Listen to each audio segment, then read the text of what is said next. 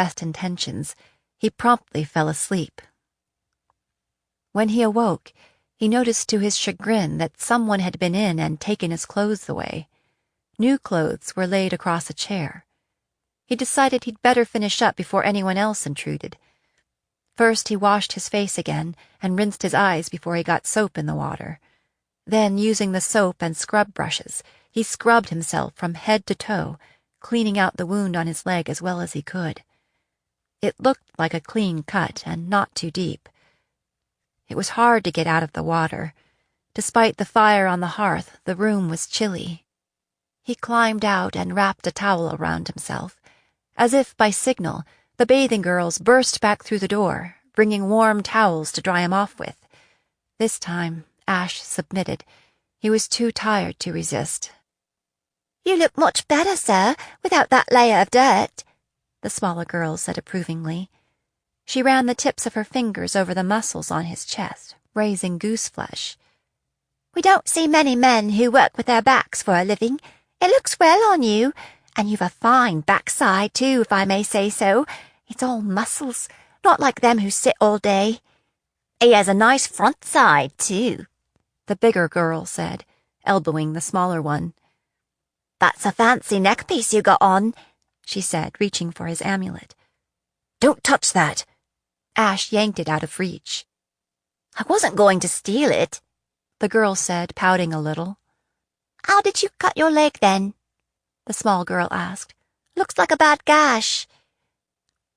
"I don't know how that happened," Ash said.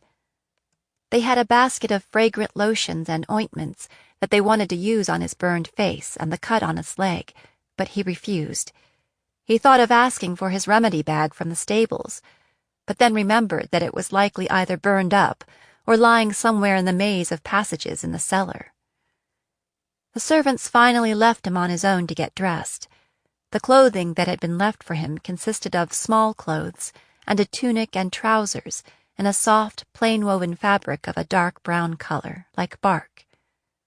They were comfortable and fit as if they had been made to size.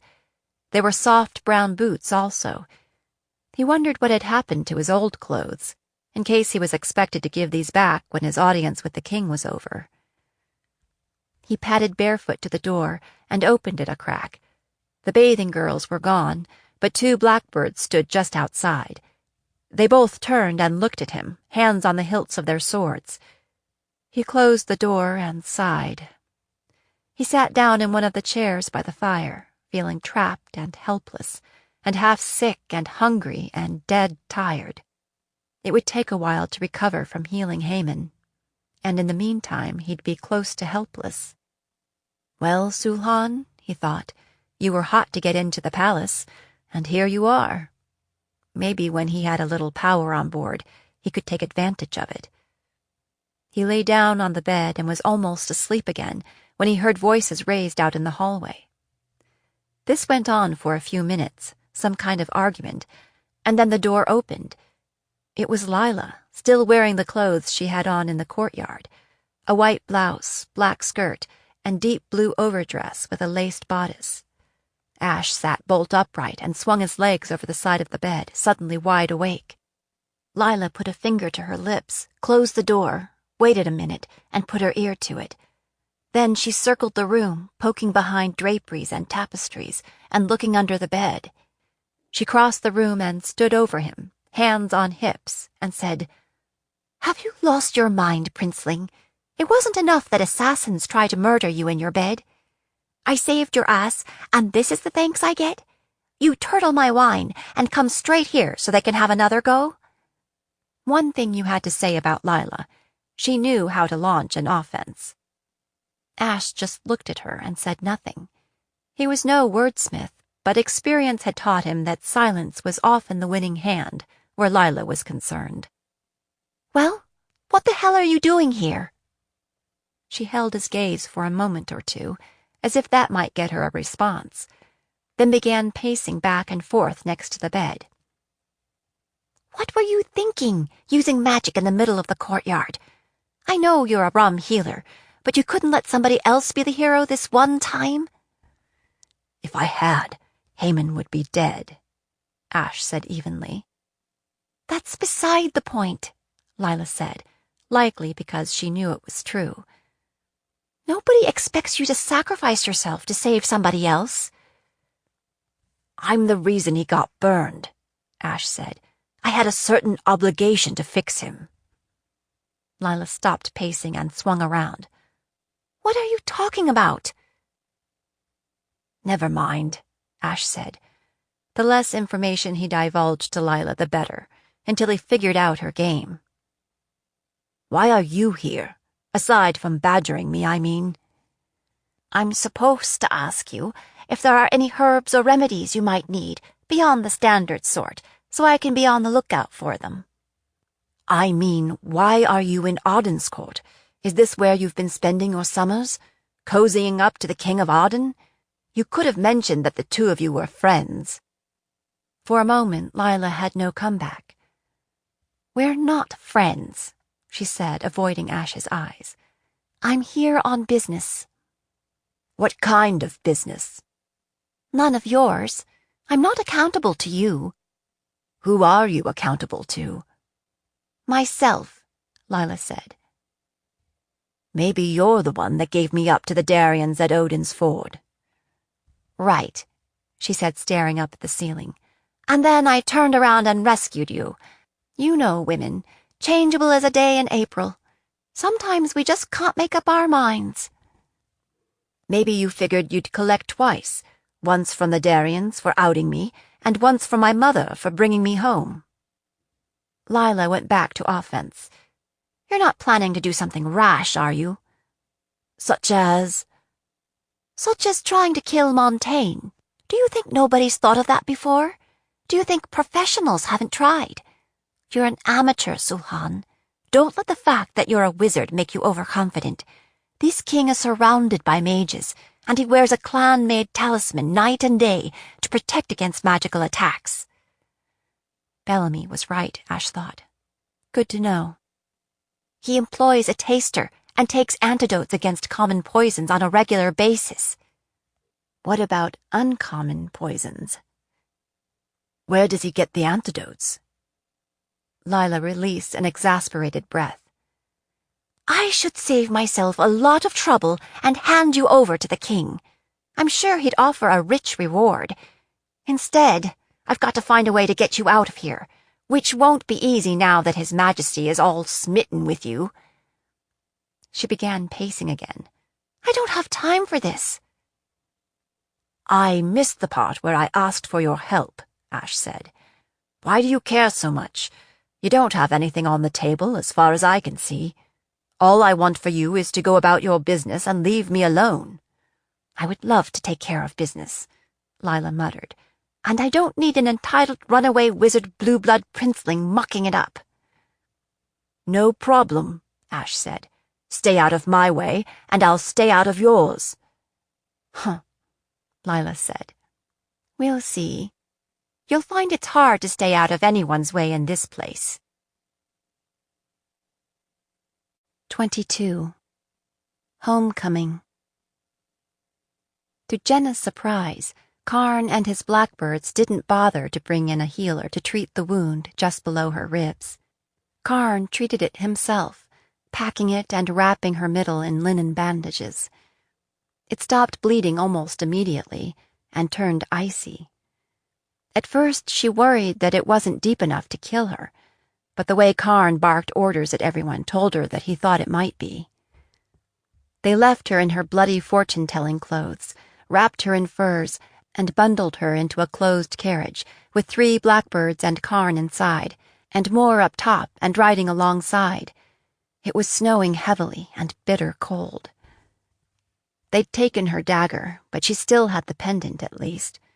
Nobody seemed to notice it in all the fuss about her wound and the mage mark. She tucked it inside the lining of her coat when nobody was looking.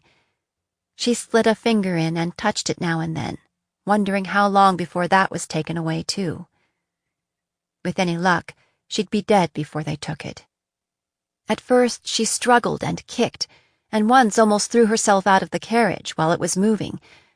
But she gradually grew weaker, and then slept most of the time, conscious of a creeping chill that gradually took over her body. Karn tried to give her soup and tea, but she resisted, and he spilled more than he got into her. It was like she felt every bump of the journey. Once they had to stop to put runners on the carriage to come through the deep snow. Karn swore and pounded his fist on the frame of the carriage.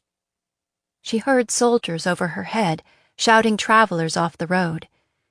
She felt the pressure of Karn's eyes, as if by watching her he could keep her from slipping away. As if he could look into her soul and see what was hidden there. As her body grew colder, the air grew warmer, moister, and filled with the scent of growing things.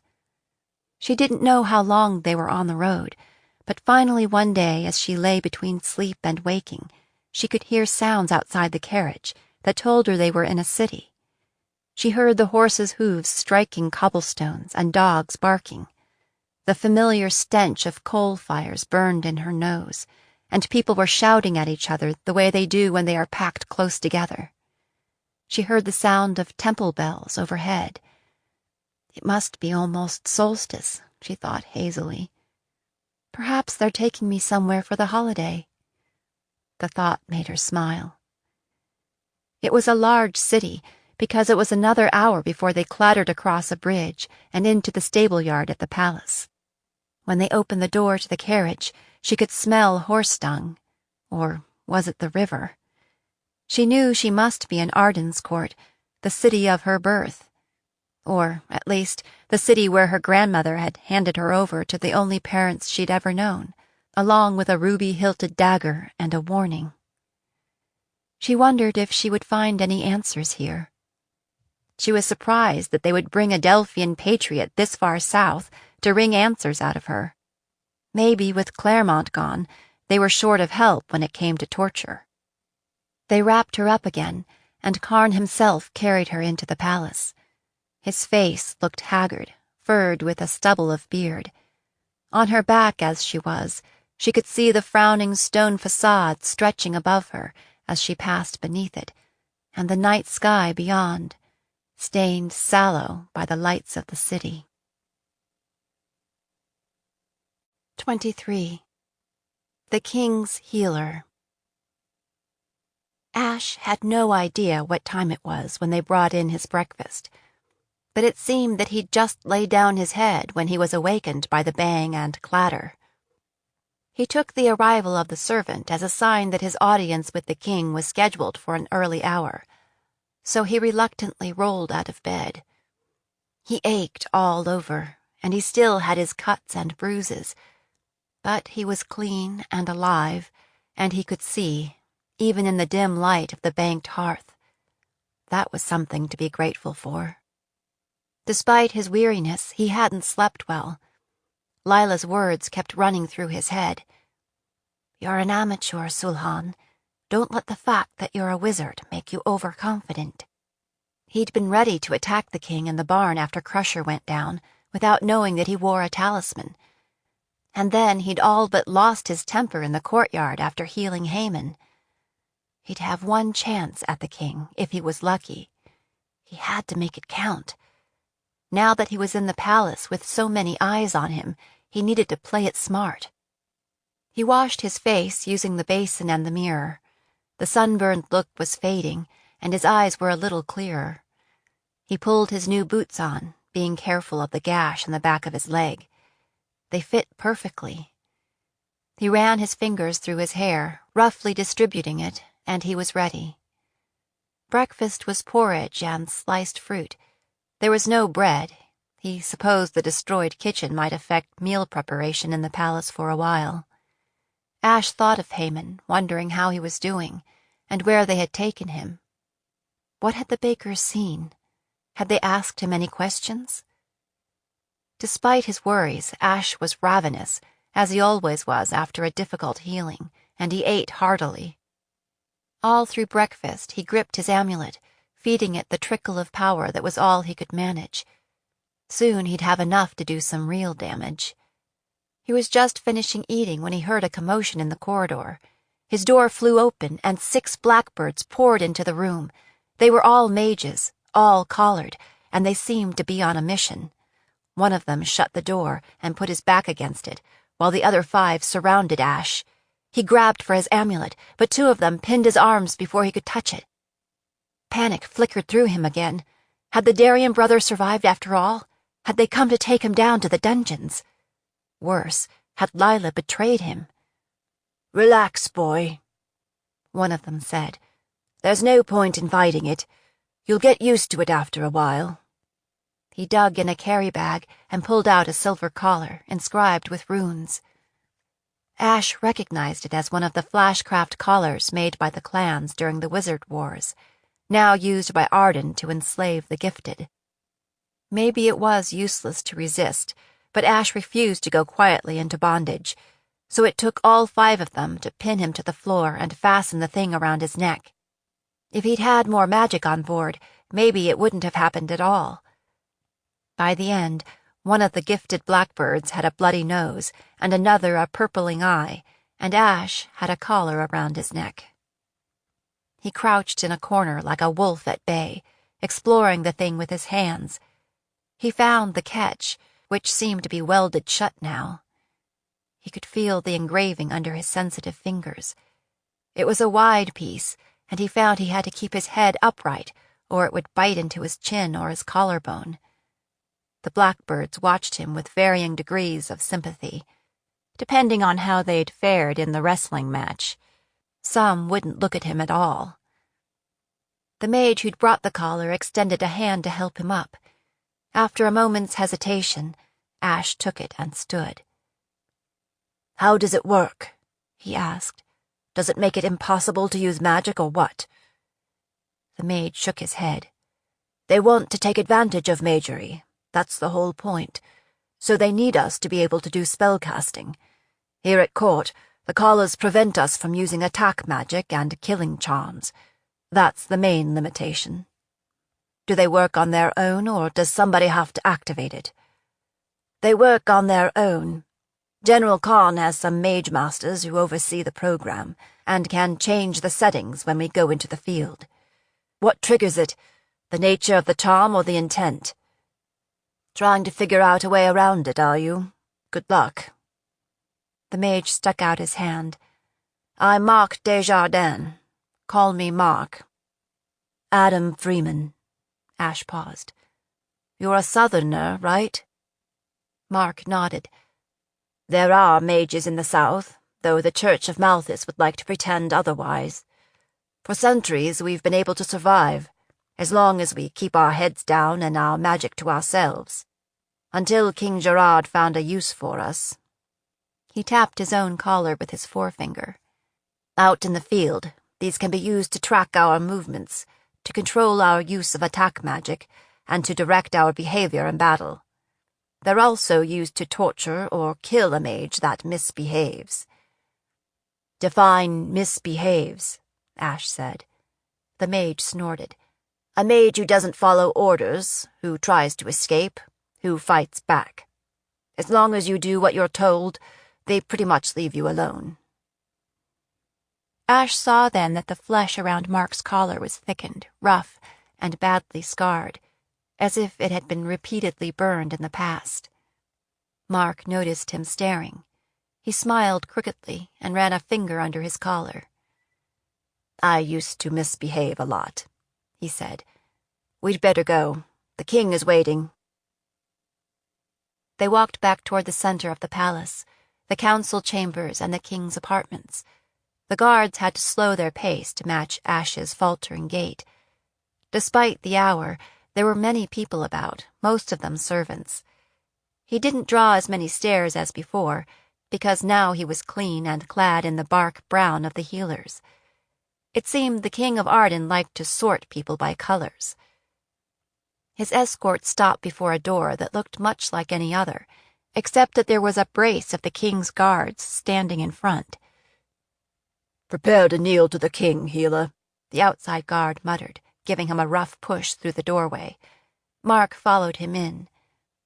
He found himself in a small reception room, sumptuously decorated, with tall windows overlooking the gardens. The king sat finishing breakfast at a small table by the fireplace. Eggs and ham, not babies and kittens, as Ash might have expected. He's just a man, Ash told himself. He can die like anyone else. There were 4 blackbirds in the room, plus Mark. All of them were gifted. He was definitely outnumbered, even if he hadn't been collared, even if the king didn't wear a talisman. But you're in the same room with him, he thought. That's a start. This morning, Montaigne was clad in rather plain clothing, black trousers and a black doublet edged in gold, sturdy boots, his gold necklace with its seal of office. An elaborate dagger was belted at his waist. "Your Majesty, here is Adam Freeman, collared per your command." Mark took a few steps back so that Ash stood alone. Ash went down on his knee before the king. He didn't rise until Montaigne told him to do so. When he did, Montaigne was leaning back in his chair, toying with the hilt of his dagger, studying him. "You look much more presentable this morning, healer," he said. "I trust you suffered no ill effects from your night in custody." This spoken with the bite of sarcasm. "No, your Majesty. It was very comfortable," Ash replied, chin up, eyes straight ahead.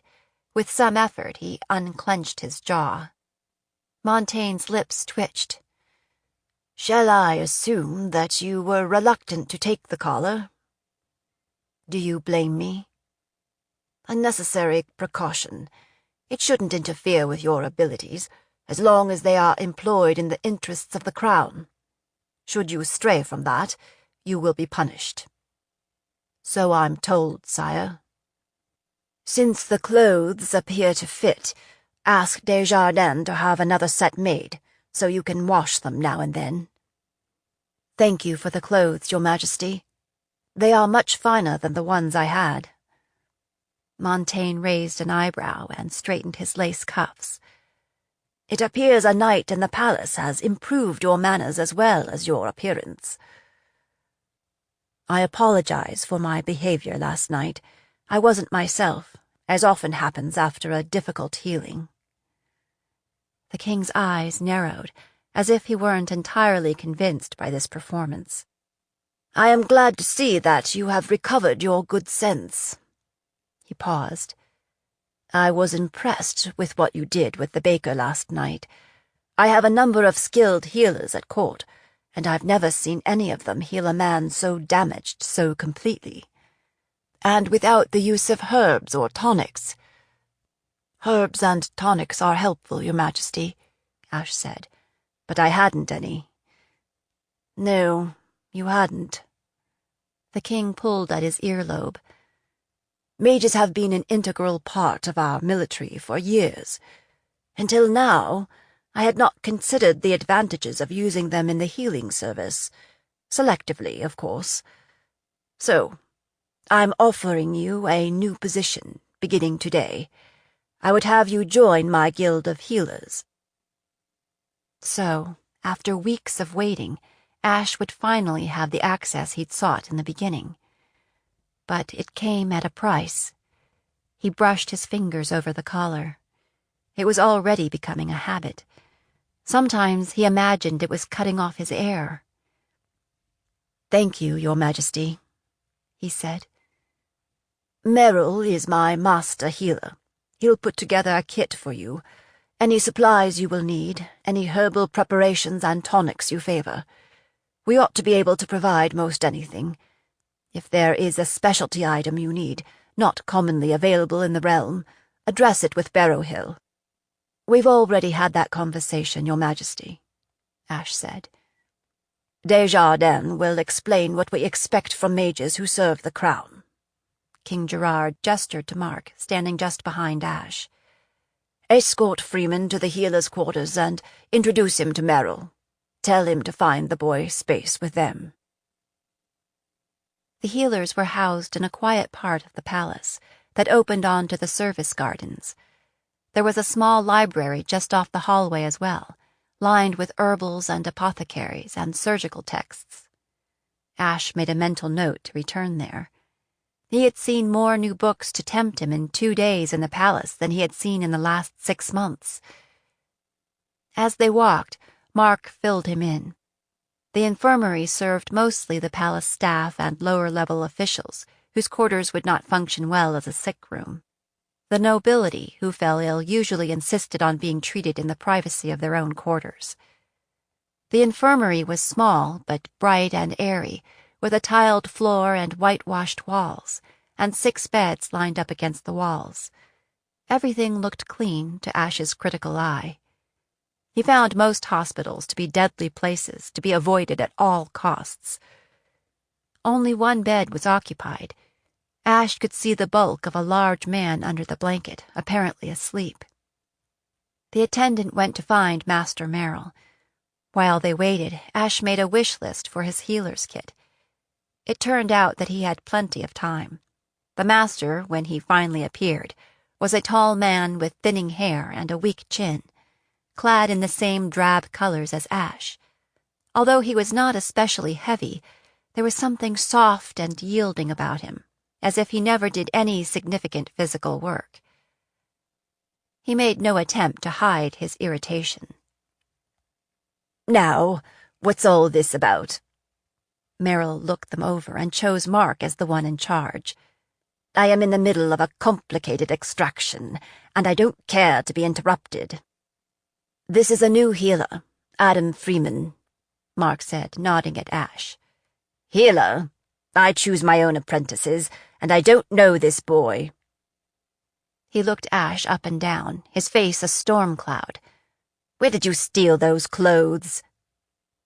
Then his gaze fastened on the silver collar, and he made the sign of Malthus. "You've brought me a mage?" He poked a finger into Desjardins' face. "I won't have your kind in my service. I'm not in need of any more help anyway. I've trouble enough with the apprentices I have." "King Gerard has ordered that Freeman be admitted to the Royal Guild of Healers," Desjardins said evenly. "Do you wish me to carry your objections to His Majesty?" The commotion had disturbed the patient in the bed. He stirred and sat up, rubbing his eyes. They went wide when they lit on Ash. "Adam! By the Maker, you're here! I can't believe what they've been telling me." It was Haman. The night baker stretched out his arms toward Ash, and a big tear rolled down his face. "They say I was dead for sure, and you saved my life. They say you rescued me from the fire, and then you healed me. They say it was a miracle. Come here, my boy, so I can feel of you, for surely you were the instrument of holy Malthus in this." Reluctantly, Ash moved to the bedside and endured the baker's embrace. Now that Merrill understood who Ash was, he looked even less happy. "You're the stable boy," he snapped, as if it were an accusation. Haman was still babbling. "I remember bringing the oil up from the cellar. I must have let it slip. I just don't remember. But things are going to be different from now on, praise the Maker. I've sworn it off, I tell you. I'm a changed man." Ash realized that Haman was blaming himself and his drinking for the fire. "You'll be fortunate if His Majesty doesn't throw you in prison," Merrill said sourly. Haman ignored him. "All day long people have been coming in to see me, to look at my back. I'm famous. And to think I was healed by a stable boy. Wait till they hear that you're working here." Ash was beginning to understand the source of Merrill's murderous bad humor. The master fixed Ash with the haughty gaze of a saint confronting a sinner. "From what I heard, it was sorcery." He pointed a warning finger at the baker. "'Tis a poor bargain if you've traded the integrity of your body for the future of your immortal soul." That was when Ash noticed the emblem of the rising sun of Malthus dangling from a chain about the master's neck. So the healer was a churchman, a not uncommon wedding of professions in Arden. "No, no, it was a blessing, Master Merrill," Haman insisted. "I have never felt so close to the faith as I do now." "It couldn't have been much of a burn," Merrill said, scowling. "It is nearly healed." "It was monstrous big," Haman said, leaning forward. "Rolly, he said I was burnt to the bone. He saw it with his own eyes." His Majesty would like you to put together a kit for Freeman, Mark said, and provide a place for him to stay. The boy won't need a kit, Merrill grumbled. He's not qualified to do any actual healing. Ash was accustomed to working with oversized egos from his time with Master Vega in the Fells. I know you're busy, Master Merrill, he said, holding up his list. I just need a few things to get started. I can put it together myself if you tell me where things are, and I'll be happy to do any necessary extractions as well. Merrill snatched the list from Ash. I don't want a stable boy mucking around in my formulary. He scanned the list and looked up, surprised. How did you... My mother taught me about herbs and medicinals, and I had some training at the academy. It will take a while to put this together. The healer seemed resigned to it. Wait here. He disappeared into the rear. Ash returned to Hayman's bedside. As long as I'm here, why don't I take a look at your back? Are you still in any pain? He thought it better to examine his patient in Merrill's absence. Hayman obligingly lifted up his shirt and turned his back to Ash. It's still tender, like a scald, maybe. Not much worse than that. Ash pushed lightly on the skin and watched with satisfaction as the blood returned. Have they put anything on it? Some kind of ointment, the baker said over his shoulder. Aloe, probably. That's what it smelled like. I don't think you'll have any scarring. Make sure you drink plenty of water. Keep a pitcher by your bed, and empty 4 before the day is over. Eat as much as you can. No alcohol at all for now. If it suddenly seems worse, or there's any new drainage or swelling, any fever, get word to me. Years of training were reasserting themselves. I'll be here instead of the stable from now on. Hayman nodded solemnly, committing the instructions to memory. Ash hesitated, then said, Hayman, do you know if anyone else was hurt in the fire? He was immediately sorry, because the big man teared up again. I don't know. I hope not. Nobody told me if they were. He shook his head sadly. It's all my fault. Ash put a hand on his shoulder. You can't be sure you had anything to do with the fire. Fires break out all the time, especially in a kitchen, and there were flammables stored in the basement. Maybe you just happened to be in the wrong place at the wrong time. Maybe, Hayman said grudgingly. And you happened to be in the right place. I see you burned your face rescuing me. I'll pray to St. Malthus for you every night. Ash's discomfort grew as the baker went on. Merrill made them wait another good long time. Finally, he returned with a tray and a cloth sack. The tray held numerous small bags and glass bottles. There was also linen for bandaging and small surgical tools. Ash set the tray down on a table. Then he took the list and ran through the items on the tray, matching them and putting them into the cloth sack. He uncorked the bottles and sniffed them and tasted some, and opened the drawstring bags, sometimes shaking a bit of dried herb onto his palm. Merrill waited impatiently, clearly annoyed that his new apprentice was rechecking his work. Finally, Ash looked up at Merrill and extended his palm toward him with a bit of brown root-like material. This is water hemlock. I asked for chamomile. Merrill stared at him, his mouth opening and closing. Then he snatched back the bag. Those blasted apprentices! I'll have their hides for this. If you'd like, I can go into the garden and find it, Ash offered. The healer furiously shook his head. I'll be back. The leaves and flowers, not the root, Ash called after him. What's water hemlock? Mark whispered. Poison, Ash replied calmly. The master healer was quick this time. Ash finished putting his bag together and thanked him. We don't have any rooms to spare, boy, the master healer warned. You'll have to share. That's all right, Ash replied. I'm used to that. Frankly, he would have felt more at ease in the stable than in the palace, between the Darien brother and his hostile new master. "My name is Adam," he added, with little hope that Merrill would ever actually use it. Merrill ignored him. "You can bring your things over any time. You'll be sharing with Harold and Boyd. I'll expect you to be ready to work this afternoon." "I don't really have anything to bring. I can start to work now." "As you wish," Merrill said. "You can start in the garden, since you fancy yourself an expert at telling one plant from another." 24. An early morning summons.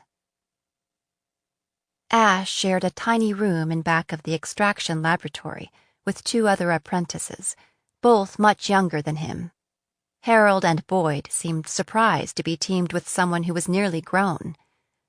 Over a period of days, as they realized how knowledgeable he was, they began turning to him for guidance when they had a question. Merrill wasn't much of a teacher.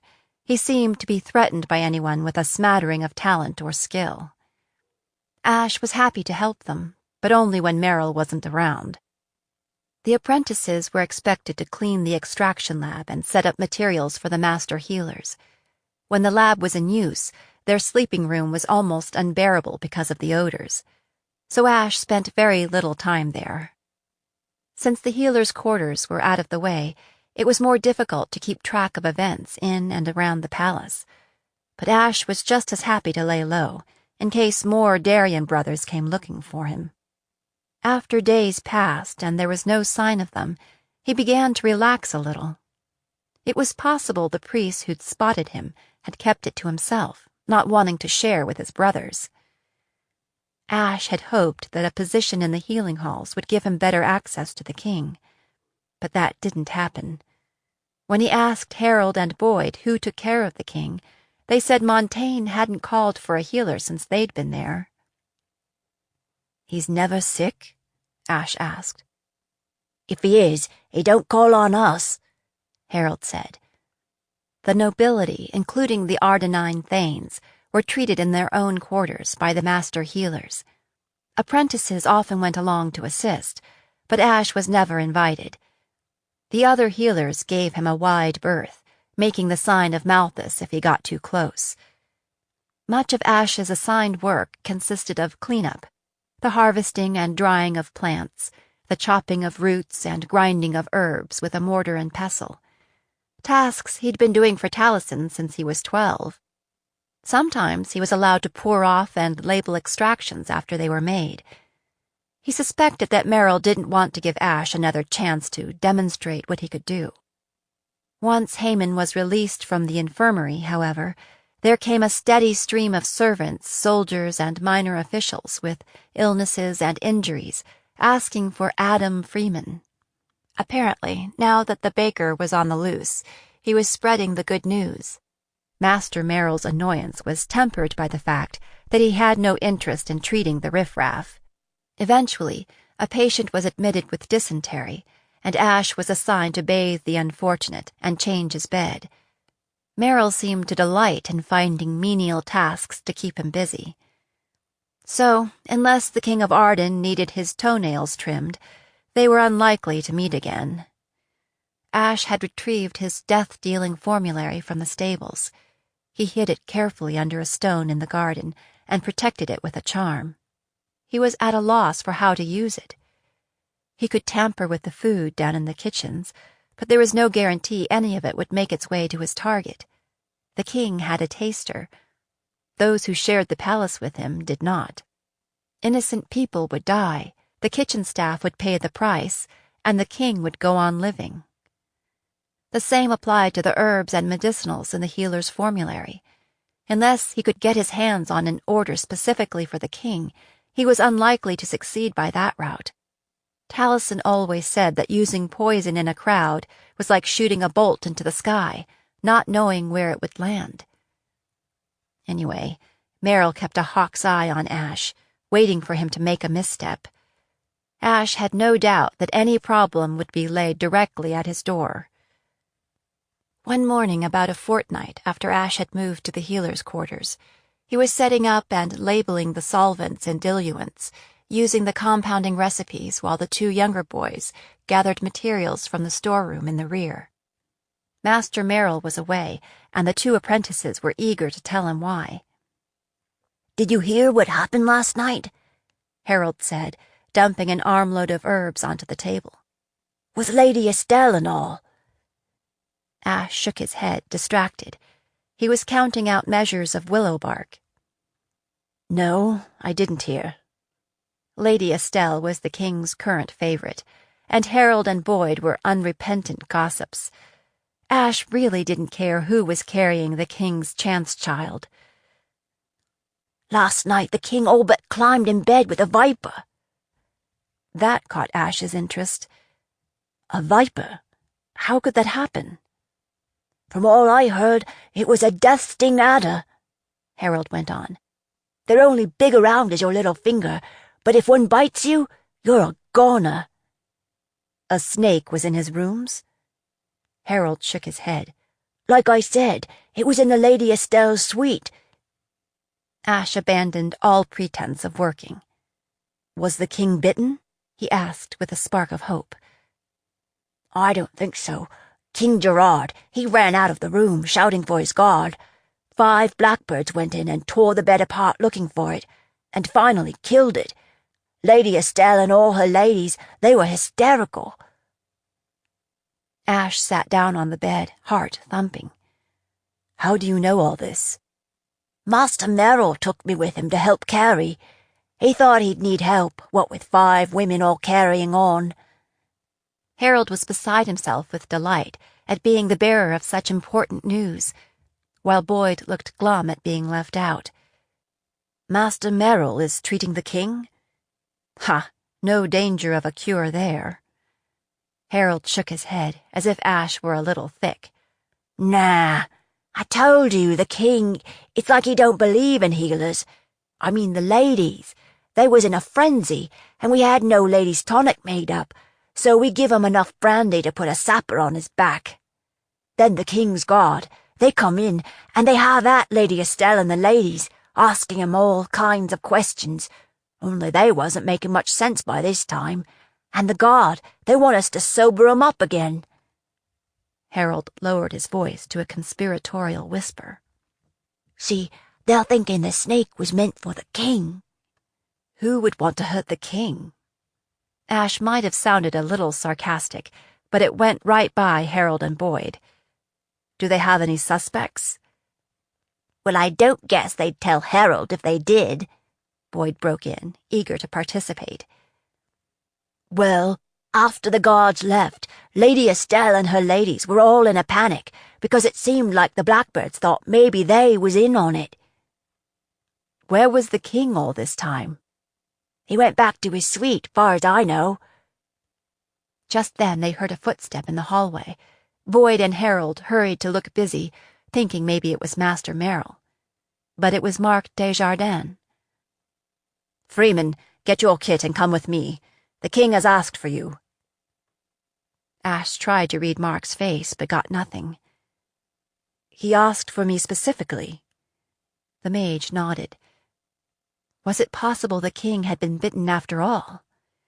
With mingled apprehension and anticipation, Ash set his work aside and washed his hands. He retrieved his kit from under his bed. "Wait here," he said. "I need to get something from the garden, just in case I need it." Blessedly, they didn't follow him out there. He knelt behind a low wall, lifted the stone, and pulled out his hidden saddlebag. Running his fingers over the packets and bottles inside, he chose 2 small bottles. The first he tucked into a pocket he'd sewn into his sleeve. The other he slid into a mesh pouch he'd attached to the inside of the silver collar. Even if he came under suspicion, they were unlikely to take the collar off. On his way back inside, he plucked a fistful of snakebite weed. Harold was eagerly filling a visibly uncomfortable Mark in on the details in Lady Estelle's suite. "You'd best watch yourself, Harold," Mark said. "It seems to me they're trying to keep that whole thing quiet. You don't want the king to hear that you're spreading that story." It was almost comical the way Harold's mouth snapped shut and a look of panic crowded onto his face. Almost. "Can you two finish setting up?" Ash asked his two young colleagues. They both nodded, staring at him, wide-eyed, unsure whether Ash was in trouble or in luck. "If Master Merrill is looking for me, tell him I've been summoned by the king. I don't know how long I'll be." Ash figured he might as well take his time. Merrill would make his life miserable for the next week regardless. "What's this all about?" Ash demanded as they hurried back toward the center of the castle. Mark shook his head. "I don't really know, but the entire palace is crawling with the king's guard. I've never seen anything like it. If what Harold says is true, they're taking the snake episode seriously." That was certainly true. As they approached the king's apartments, the blackbirds flocked thicker. "The only other rumor I've heard is about plague," Mark said. "Plague? Here in Arden's-Court?" Mark shook his head. "Delphi. Word is that riders came in from the north a few hours ago. Blackbirds escorting a closed carriage. Nobody knows anything. Also unusual. Maybe some visitor needs healing." "Why would they bring plague to Arden's-Court?" "Maybe it's someone really important. That's why it's such a secret." "It still doesn't make sense." Ash thought of the city, teeming with people, and the consequences if the plague were loosed here with no gifted healers to treat it. "All I know is, this morning he sent for me early and told me to fetch you, that it was urgent." This might be the opportunity I've been looking for, Ash thought, unless they just need somebody to make the beds. The guards seemed to be expecting them and admitted them quickly after the usual search. Ash saw immediate signs of heightened security. There were 10 fully armed blackbirds inside, along with Montaigne, Lila, and another man Ash had never seen before, an uncollared mage. He and Lila had their heads together over a map spread out on the hearth. Ash studied the king, looking for signs of illness, but saw none, only evidence of murderous foul humor. The stranger looked to be the same age as Ash, with a lean, muscular build, hazel eyes, a stubble of reddish beard, and brown hair. His clothing was travel-stained, as if he'd been on the road for days and hadn't had time to change. Was this his patient? Ash guessed not. The mage appeared worried, almost agitated, but Ash sensed no physical disorder about him. When they entered the room, Lila and the stranger broke off their conversation. He leaned forward, hands on his knees, examining Ash with sharp interest. Should I offer him the secret wizard handshake? Ash thought. "Lieutenant Karn!" Mark exclaimed. "You're back!" Karn! Ash all but missed a step. "Good to be back," the young man said, his gaze flicking to Mark, then back to Ash. This must be Destin Karn, the Ardenine spy master. Ash had heard his name during his travels through Arden, the son of Marin Karn, general of the Ardenine armies. He could have been the one behind the attack on him at Odin's Ford. If so, would Karn recognize him? Tall and red-haired were the descriptors most often applied to Ash. At least now his hair was dyed a muddy brown color. Just another friend of Lila's, apparently. Ash was beginning to feel hemmed in by Lila's friends. "That will be all, Lila," Gerard said, gesturing toward the door. Lila looked from the king to Ash, her lips tightening. Ash could tell she was hot to stay, but she curtsied a farewell just the same. "When you're free, Lieutenant, come to see me in the quartermaster's office. I should be there most of the day, arranging for the wagons." Karn nodded. "Let's talk tonight. I need to get a few things done here before we leave." Leave for where? Ash wondered. Did this have to do with whatever scheme she was working on? As Lila departed, Ash knelt and then rose to his feet. "You wish to see me, Your Majesty?" "This is the healer I told you about, Karn," Montaigne said, nodding toward Ash. Have him take a look at the girl if you really think we need a second opinion, but I think you're worrying unnecessarily.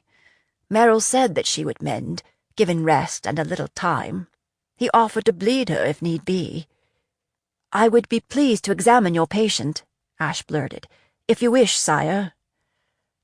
Ash had a low opinion of Merrill's opinion, and it might be another opportunity to win the trust of the king. Karn unfolded to his feet and walked toward Ash, moving gracefully like a cat. "Where are you from?" he said to Ash, his eyes fastening on his collar. Maybe I should get a decorative scarf to cover it. "Tamron," Ash said. "From your speech, I would have guessed you were from farther north." Ash stiffened. He should have expected the spymaster would be familiar with the accent. Karn had probably tortured his share of military prisoners. But Ash hadn't realized he still had one. "My mother was from the Fells, but I've never wanted to go. They say there are monsters there." "There are monsters here, healer," Karn said. "You're right about that," Ash said to himself. "About the patient, is it plague, your majesty?" "Plague?" King Gerard raised an eyebrow. "Why would you think of plague?" "They say there's plague in Delphi," Ash said, acutely aware of the weight of the bottle in his sleeve. If it's a concern, I have a tisane that might protect you if taken early. I could make up some now and—" "Who told you I came from Delphi?" Karn interrupted, eyes narrowed. "No one, sir," Ash said, not wanting to involve Mark. "Get hold of yourself, Sulhan," he thought. "I think this collar is cutting off the blood to your brain." "I heard that travelers had arrived from the north, and I assumed—" "It's not plague," Karn snapped. "It's a 16-year-old girl with a stab wound." He rolled up the map and slid it into its case. "We need someone who can keep whatever he sees to himself," the king said. "Can you do that, Freeman?" "Of course, your majesty," Ash said. "Thank you for your confidence in me." "We would be most distressed," Karn said, "if word were to leak out about this. Do you understand?" The lieutenant's hand crept to the knife at his belt, making the implied threat explicit. "I understand, Lieutenant Khan." Ash's curiosity burned hotter. Who was this patient? Why was it such a secret? Had he been chosen for this task because he was considered expendable? That's when he put the pieces together. This patient, a 16-year-old girl, had come from the north in a closed carriage. It was a big secret he needed to keep to himself. Liz. His heart stuttered and then began to pound. It was like he couldn't get a breath. Maybe she'd been wounded, taken prisoner, and brought here. Ash breathed in, breathed out, struggling to still himself. After the attack at Odin's Ford, he knew Montaigne was targeting his family. He knew, and yet he'd whiled away his time in a stable. He should have acted sooner. He should have found a way to stop the king before this happened. If it is Liz, he thought, I will find a way to save her. Unbidden, Talison's words came back to him. The time will come when you will wish that you were a better healer. Healer? Karn tilted his head, frowning. Is there a problem? No, Lieutenant, Ash said, his gut churning. No problem at all. 25. In the king's dungeons. They left the king's apartments with 2 blackbirds in tow, using the first available staircase to descend to the cellar level. Karn led the way, with Ash in the middle and the guards behind. They wound their way into the heart of the castle until they came to a stout wooden door sunken into the wall, blackbirds to either side. Behind the door, another staircase descended to a level beneath the cellar. Ash couldn't help recalling his last visit to the cellars with the blood-sucking Darien priest. "You keep your patients in the cellar?" he said, unable to keep the edge from his voice. Karn gave him a long, measuring look. "This patient we do," he said, pointing down the staircase. "This way." At the foot of the stairs, there was another door, a metal one this time, and 2 more guards before it. The guards saluted the lieutenant, eyed Ash, and ushered them through. The door clanged shut behind them, and when Ash heard the bar being thrown, his suspicions were confirmed. They were in the King of Arden's dungeons. Claustrophobia settled over him like a shroud. If it was Liz, how could he possibly get her out of here, especially if she was injured? And if these Southerners ever became aware of who he was, he would be killed or clapped into the cell next to her. Imprisoned and tortured, most likely. The son and daughter of the Queen of the Fells would be worth more alive than dead. Ash slid a finger under his collar, touched the bottle hidden there. He knew how to get dead if he needed to. They walked through a dark stone corridor just wide enough for 2 to pass abreast, poorly illuminated by torches stuck into niches in the wall. The floor was uneven underfoot, carelessly excavated in some remote age. The air was dank and stale, as if it had been rebreathed so many times that there was nothing nourishing in it. There were doors to either side of the corridor, with high barred windows, none large enough to get a man's shoulders through. He heard sounds from some of them, wounded sounds and weeping, the repetitive wailing of the insane. Ash quickly turned away. You can't save everyone, Sulhan, he thought. The floor sloped downward, and they passed through 2 more checkpoints with guards. They took several turns until they were in an area where the doors were farther apart, suggesting the cells were larger. Although they were farther underground, the air seemed better there, too. He noticed ventilation shafts driven through at intervals. Most of the cells in this area seemed to be empty.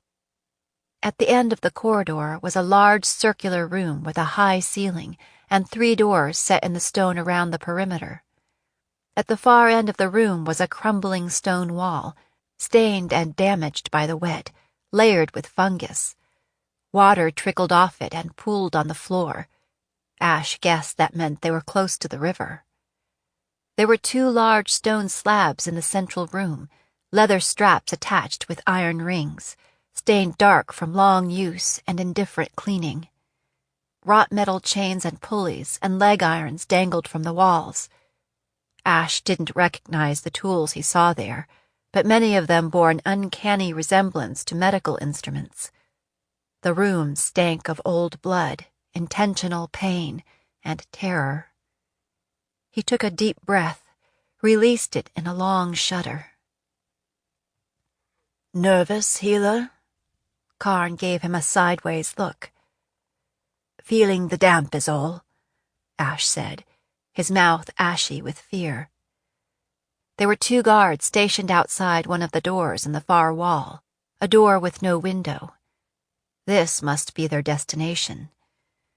If it was Liz, would she recognize him? He'd changed a lot in 4 years, and his hair was dyed brown, and yet they had been so close, the connection between them so strong that she might. What if she did and called him by name? What if he saw what had been done to her and gave himself away? He could not allow that to happen. The guards unlocked the door and stepped aside so they could enter. "Stay outside," Karn ordered the blackbirds. He lifted 2 torches from sconces on either side of the door and led the way in. The room was dimly lit by lamps set into niches in the walls. Their light didn't make it all the way into the corners.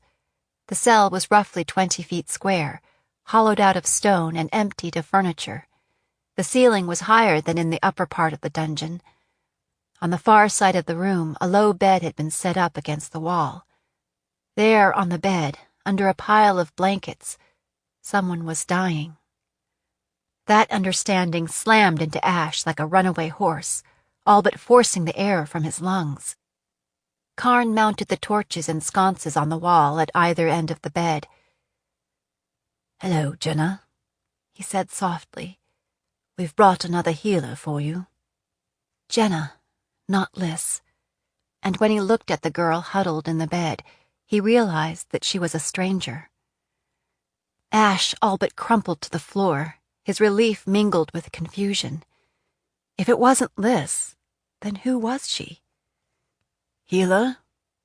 Karn was eyeing him again like he didn't know what to make of this wobble-kneed mage.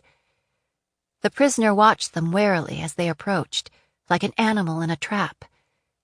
It was a girl, perhaps a little younger than Ash, a rough gray blanket pulled up to her chin. Her hair was tangled and appeared to be streaked with color. It was hard to tell, it was so badly in need of washing. Her clothes were filthy, too, though they'd once been fine. She wore what looked like boys' breeches and a torn linen shirt stained with blood, and only the gods knew what else. A velvet coat lay crumpled up on the floor next to the bed. Her hands were manacled together, attached to a bolt in the wall by a short chain. The skin at her wrists was scabbed and discolored, as if she'd struggled to get free. Ash's fingers found the collar around his own neck, and his stomach clenched with sympathy. Her eyes, though, they were a striking gold color, clear and piercing, set into a planed face with a rather prominent nose. Raptor's eyes that missed nothing, undefeated in a place intended to extinguish hope. She wasn't the kind who could survive long in captivity, even if she hadn't sustained a mortal wound. His heart broke a little. "The first healer said I'd be fine." Her voice was weak and thready, but there was an element of steel in it. "I thought he was the best you had." "Merrill said you wouldn't let him come anywhere near you," Karn said. Smart girl, Ash thought. The girl shifted on the bed, bunching the blanket in her fists. "Is that what he said? He's a liar, then."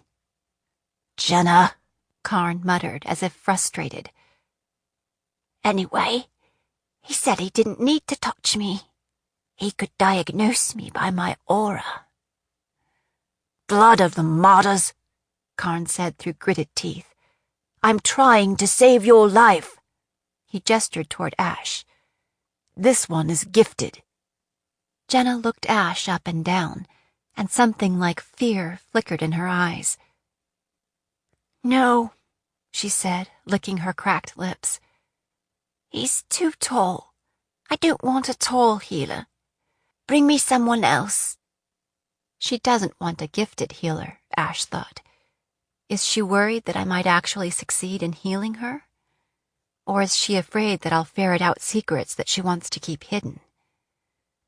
Ash squatted in front of her, setting his kit down beside him so he could take a closer, appraising look. Her eyes were overbright, her breathing quick and shallow. Likely her pulse was rapid, too. He could feel a blaze of white-hot magic centered in her midsection. That must be where the injury was. The girl was not a wizard. She had no telltale glow. Her arms were well muscled, like she worked hard for a living. She'd eaten well, too, at least until recently. Her skin had an unusual reflective quality. It shimmered in the light from the torches as if there were flames under her skin. "I'm Adam Freeman," he said. "How do you feel?" Jenna gazed into his face for a long moment. "You are a wolf," she said, her lip curling. She looked up at Karn. "Why did you bring a wolf into the palace?" That was like a punch to the gut. Once again, Ash tasted fear, like metal in his mouth. Why had she said that? How could she possibly know? The last thing he needed was to be tied to the Grey Wolf line. "What do you mean, Jenna?" Karn demanded, looking from the girl on the bed to Ash. "What do you mean he's a wolf?" "The lieutenant doesn't know, does he?" Jenna said, smirking like a cat with a bird in its mouth. She breathed in sharply, like she was tasting his scent. Now I have made you sweat, wolf. She brought both hands up, put her finger to her lips. Shh, she said, then slumped back onto her pillows and rolled onto her side, facing the wall, so Ash was staring at her back. It seemed that his patient had been doing an assessment of her own. Well, Karn shifted impatiently. Are you going to get to work or not? Ash rose to his feet and broadened his stance. She needs to be moved upstairs. She needs fresh air and light. Karn folded his arms and shook his head. That's not going to happen, healer. You'll have to do the best you can right here. At least unchain her so I can examine her properly, and you need to leave. I'm not going anywhere. If she can speak to me in confidence, maybe she'll be more cooperative. I don't want to speak to you at all, Jenna said to the wall. Both of you, go away. Karn looked from Ash to Jenna and back again, as if he were debating whose side he was on. Why should I trust you alone with her? He said finally. I don't know anything about you. The king's word isn't enough. Ash raised an eyebrow. Karn just looked at him for a long moment, then said, Step outside. I need a word with you. He jerked his head toward the door. As soon as they stepped out into the interrogation chamber, Karn turned, quick as thought, and pinned Ash against the wall, his knife pressed into the hollow of Ash's throat, just below the collar. Ash saw it coming, but he let it happen, because he knew by then that the lieutenant needed Jenna healed, and he would not kill Ash to make a point. Why did she call you a wolf? The lieutenant demanded. What did she mean by that? Ash should have known that Karn hadn't forgotten. He thought of claiming that Jenna was confused, but he had a feeling that Karn wouldn't buy. The lieutenant knew something about his prisoner that made him take her words seriously.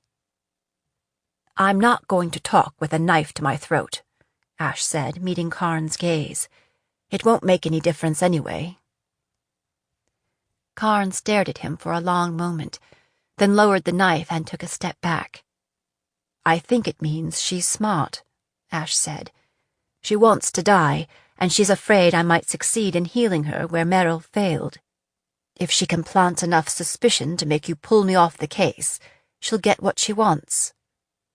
She does want to die, Karn said grudgingly. She stabbed herself. That's why she's so uncooperative.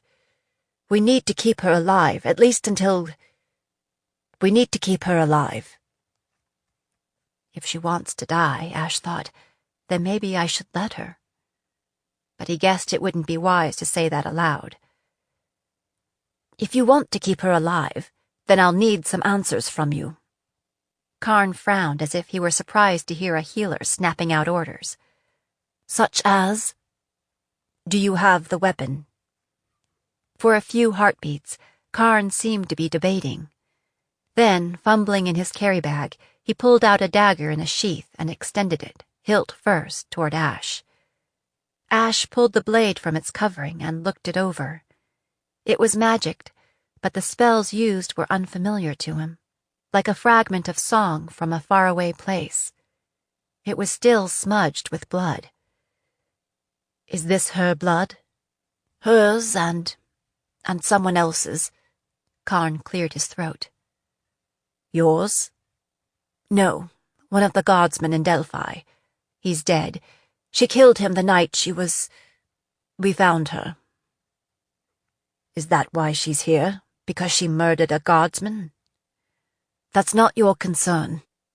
Where did the dagger come from? Karn shook his head.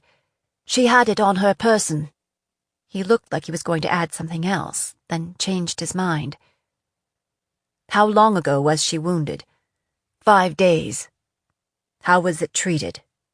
I cleaned it, packed it, and applied a dressing. Ash nodded. Good.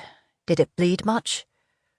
To start with, it did, Karn said, but it closed up quickly. It's swollen. I think it might be infected. Or something. Or something. Has she been eating and drinking? Karn shook his head. Not much. All right. Ash handed the dagger back to Karn, who weighed it in his hand. Well, can you heal her? I'm not Meryl, Ash said. I can't tell without examining her. But I'm not familiar with the magic in the blade. If I had to guess, I'd say it was from outside the 7 realms. A muscle twitched in Karn's jaw, but he said nothing. Given that, and given the delay in treatment, I'm not optimistic. Listen to me. Karn leaned in close. You say you're a healer, but I know you're a mage from somewhere to the north of us. Maybe you're working for the king, and maybe you're working for the witch in the north, and maybe you're working for somebody else entirely. Maybe you're a miraculous healer, and maybe this girl is as good as dead.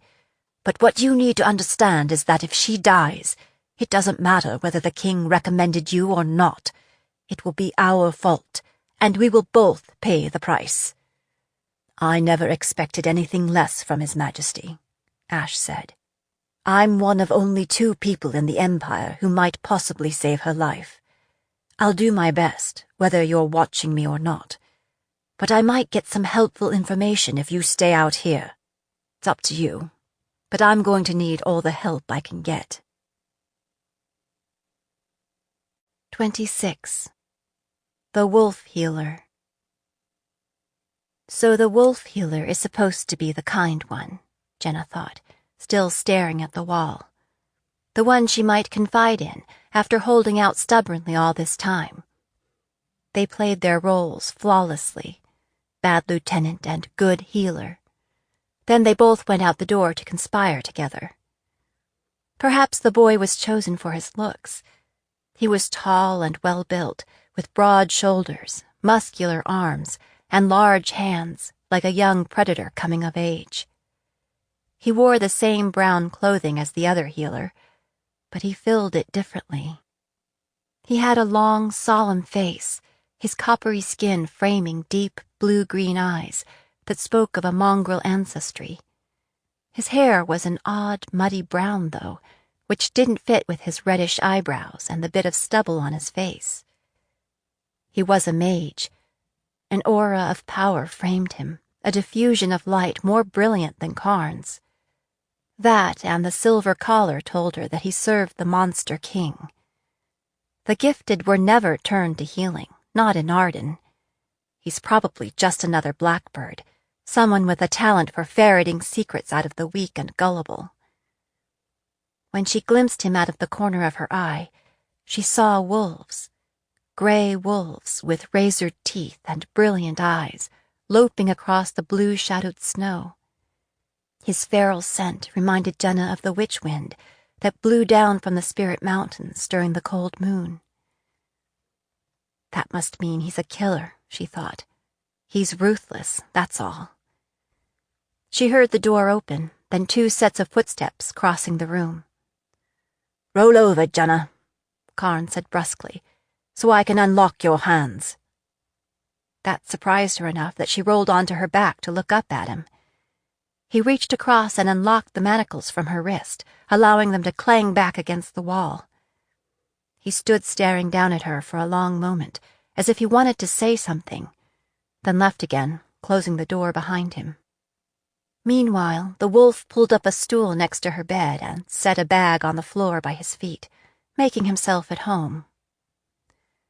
Lieutenant Khan is going to bring some hot water and soap so I can clean out your wound. She saw no point in objecting, knowing it would do no good. Is it all right if I call you Jenna? He asked.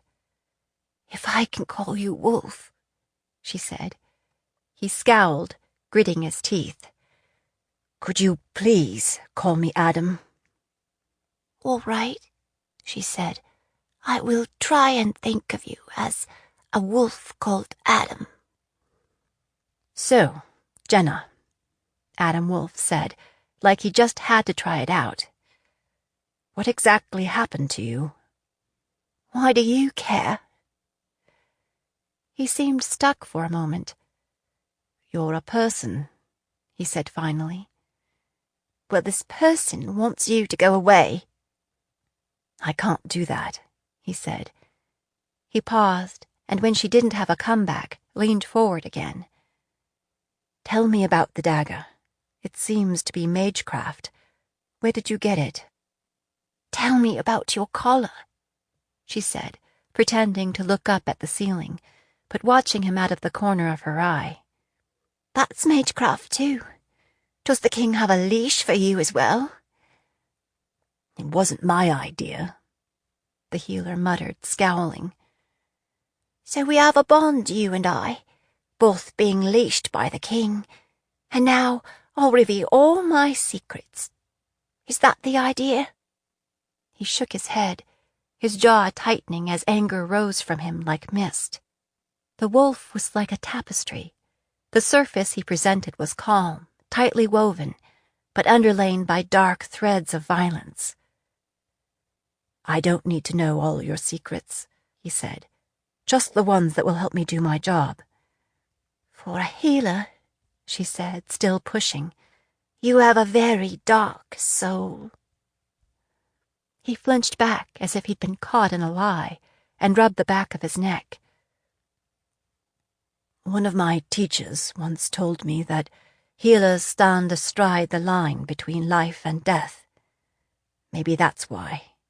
He paused, and when she didn't respond, said, Why are you the king's prisoner?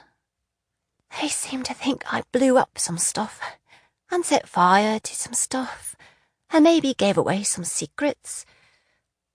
She didn't mean to admit to anything unless she was forced to. Why did you stab yourself with your own dagger? It seemed like a good idea at the time. Adam's lips twitched, and he almost smiled, his eyes crinkling at the corners.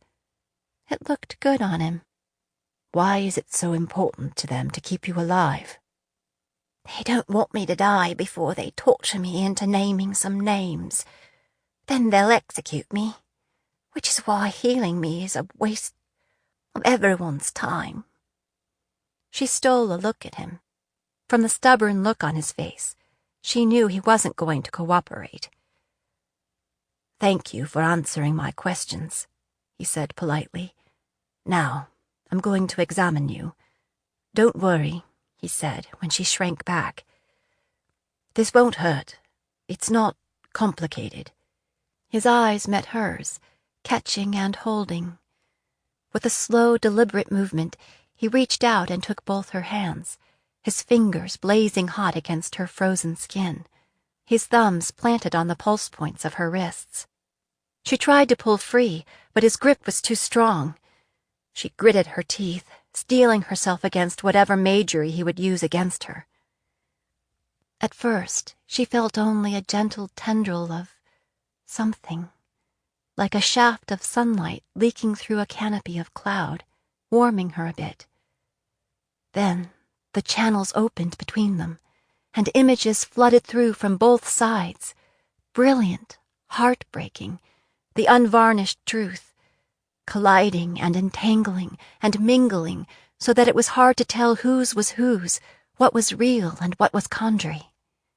She saw wolves again, like gray spirits haunting the twisting streets of a mountain town. Little Maggie, tossed aside like a broken toy. A small, fierce woman with copper skin and green eyes, pacing, smacking her fist into her palm. Riley's eyes, locked with hers, his blood steaming when it hit the snow. A solemn-faced, red-haired boy, holding hands with a weeping little girl, while grim-faced, blue-jacketed guards marched by, carrying flower-decked biers. The deeps of the mine, the scent of damp stone, and darkness as impenetrable as a shroud. A dagger with a dragon hilt, its blade smeared with blood, a fair-haired man lying on slushy cobblestones. The red-haired boy knelt next to him, clutching a pendant carved in the shape of a serpent. Her own father's blood soaking into the tavern floor. The perfect whoosh as the mudback warehouse went up in flames, the bedrock shaking as the munitions inside blew. A lone wolf with savage, wounded eyes, keeping to the shadows, scales and claws that glittered in the sun. She stole a look at the healer. Adam Wolf sat as if mesmerized, lips slightly parted, memories and dreams swimming in the ocean of his eyes, his face changing as each one burrowed into his heart. He sees it too, she thought, amazed. He sees me. That had never happened before. Shared grief and loss, unquenchable rage and vengeance. Familiar. Connecting the two of them in 100 ways. There was no going back. She'd given too much away. She was vulnerable to him now, but it didn't seem like a bad thing, because he was vulnerable to her. The wolf was the one who broke it off. He jerked his hands back and stared at her with the most peculiar expression on his face, like he was looking into a mirror and seeing himself reflected back. "What the hell?" he whispered, his voice thick and unfamiliar.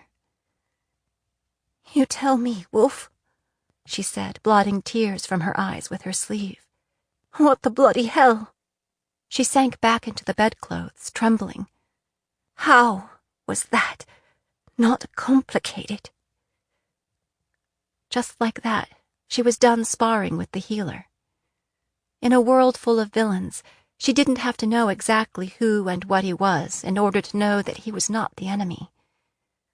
Adam wet his lips and flexed his shoulders as if to relieve the tension there. Stole a look at the door as if planning his escape. What did you do to me? What does it mean?" "It means that we're done lying to each other," she said. "There's no point. All right?" She looked into his eyes, but saw no agreement there, only a new wariness, as if he'd never expected to be ambushed by his patient. And then the shutters closed. He's scared he's revealed too much. "Didn't you see what I saw? Didn't you? If you know the truth, you have to honor it." She wanted to shake him, but the conversation was wearing her out. The edges of her consciousness were crumbling away, like the fragile pages of an old manuscript, like wolves breaking away from the pack. The door banged open, and in came Karn with a basin and rags, a fistful of linen strips, and a pot of steaming water. "Am I interrupting something?" he said, looking at the two of them with their heads together. He clunked the supplies down next to the bed. The wolf blinked at him, as if breaking out of a dream. He gently rocked the pot of water so it sloshed. "Did you really boil this for 10 minutes? Isn't that what you said?" Karn gave them both a pointed look, then went and sat against the wall by the door, so he could watch what went down from a distance. With Karn in the room, the healer left off questioning her and got down to business. He pulled the pot of water closer, tipping some of the contents into the basin. "Jenna, I'm going to clean out your wound a bit and see what's going on. Then we'll decide what to do." "We?" That brought forth smile number 2. Almost. "Are you able to sit up, if I help?" She nodded. Gripping her hands again, he gently pulled her upright, turning her so her feet dangled over the edge of the bed. She clutched her bedclothes under her chin, like they were a fort she could hide in. Her head began spinning, and black spots danced before her eyes. She swayed, and he instantly gripped both her shoulders, preventing her from tumbling off the bed. The healer leaned down so they were nearly nose to nose. The blue-green eyes were framed with long lashes. "Do you want to lie back down?" "I'll be fine," Jenna gasped. Just give me a minute." "Then here, head between your knees." Gently he pushed her head down toward the floor. "Breathe." One hand remained between her shoulder blades. She was acutely conscious of the weight of it, the warmth of it, and the pressure of his knees braced against hers. Eventually, her head cleared enough that she could nod for him to go on. Just let me know if you need a break. Once I get this uncovered, you can lie back if you want to. Khan! The healer barked, making her jump. She hadn't realized he'd been speaking so softly. Jenna's going to need something clean to change into. Such as... Bring a loose-fitting man's shirt, the healer said. Small clothes and new bed linens. It amused Jenna to think of Karn hunting for small clothes. The lieutenant went to the door, conversed with the blackbirds outside, and returned to his seat. You're still shivering, Adam said. That's why dungeons are not a good place to treat patients, he said loudly again for Karn's benefit. Here, wrap up in this. He draped the scratchy blanket around her shoulders, and she snuggled into it gratefully. Now, he said, let's have a look. Gently, he eased her bedclothes down across her hips and spread a clean sheet over top. Then quickly, he unwound the bandage that held the dressing in place, pitching it onto the floor. The dressing was stuck to the wound, but he pulled it free so quickly that Jenna had no time to tense up. Maybe it would have been fine anyway. The area around the wound was totally numb, cold and lifeless. Next came the wound packing, nasty and foul-smelling, followed by a gout of drainage that the healer sopped up with more rags. That, she felt. That hurt like a stubbed toe. She tried not to show it, but the tears came anyway. He took both her hands now and released his witchery into her. Just as when Karn had tried to interrogate her at the Lady of Grace, it did nothing. Adam noticed. He leaned close, again speaking softly so that Karn couldn't hear. Are you blocking me, Jenna? If so, please don't. I promise I'm only trying to help you with the pain. I'm not a mage. I'm not doing anything. It just doesn't work on me. It doesn't really feel like you're blocking me, he said slowly, his eyebrows drawn together in a frown. More like I'm pouring water through a sieve. He rummaged in his carry bag, found a cloth sack, and shook a fuzzy gray-green leaf onto his palm. Hold this under your tongue, he said. See if it helps. The leaf was faintly bitter to the taste, but the healer was right. It did help. She felt her body relaxing, floating. The pain was still there, but it was like it belonged to somebody else. That way, it was at least tolerable. Meanwhile, he gathered up the sheet full of nasty rags and set them aside. That was the worst part, he said. You can lie back now. He washed his hands and dried them on a clean rag, helped her settle into place in bed, and covered her top half with the blanket. He dipped a cloth into the water, wrung it out, and worked some soap into it, then rolled her bedclothes back so he could get at the wound again. His touch was gentle, his movements sure. Though he wasn't any older than she was, Jenna could tell that he'd done this many times before. The way he went about it made an awkward situation bearable. He washed the wound out with water several times, then gently probed it with his fingers. It was strangely unsettling to feel the pressure of his fingers under numb skin. He slid a hand under his tunic to grip his jinx piece and muttered charms. Nothing seemed to happen. Finally, shaking his head, he sat back. He used his forearm to swipe sweat from his face, since his hands were once again covered in blood. Here's the news, he said. Healing magic doesn't seem to work on you, meaning I can't repair the damage through wizardry. Unfortunately, you are not resistant to the magic in the blade. It will kill you if left alone. I'm guessing it won't be pleasant. Jenna leaned closer. You could give me a gentle death. I could, he said. But if I treat you, and then you die, then I'll be in for an ungentle death.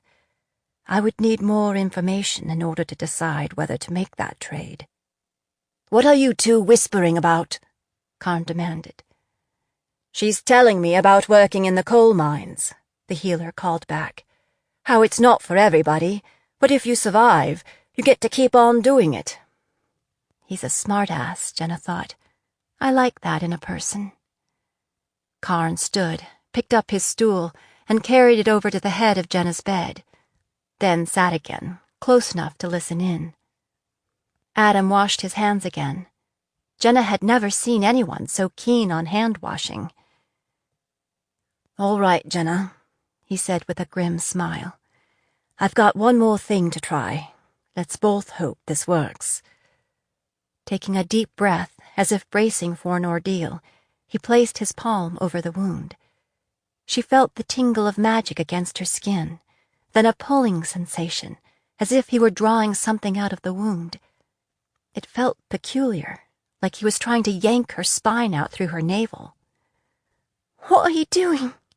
she said, pressing herself down into the bed.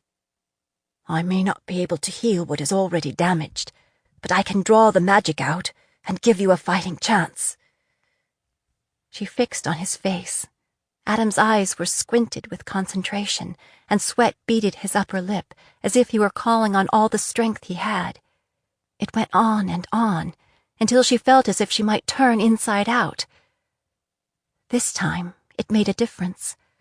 Gradually, the area around the wound warmed as the blood returned. It grew more and more painful as sensation returned as well. She gasped, and his eyes met hers. "I'm sorry. Sometimes the cure seems worse than the disease." As her strength returned, hope rekindled, and her will to live burned brighter. But the healer, he looked worse and worse as she grew better. His skin went ashy, his breathing became labored, his eyes clouded. At one point he turned away and vomited something vile into the basin, but right away he went back to it, pulling and pulling and pulling until he looked more like the patient than the healer. "Stop it," she said. "Healer, that's enough. You're hurting yourself." She gripped his wrists with newfound strength and tried to pull his hands away from the wound. He shook his head fiercely and pressed harder. The silent struggle continued until the healer swayed, slumped sideways, and crumbled onto the floor. "Karn!" she cried out. Vaulting from the bed, she knelt beside the healer, but Karn was already there. Swearing, the lieutenant rolled the boy onto his back. "What happened? Did you stab him too?" "Shut it," Jenna said. "I think he's fainted." She brushed the healer's hair off his clammy forehead. His eyes were closed, his lids like twin bruises against the pallor of his face, his legs and arms twitching uncontrollably.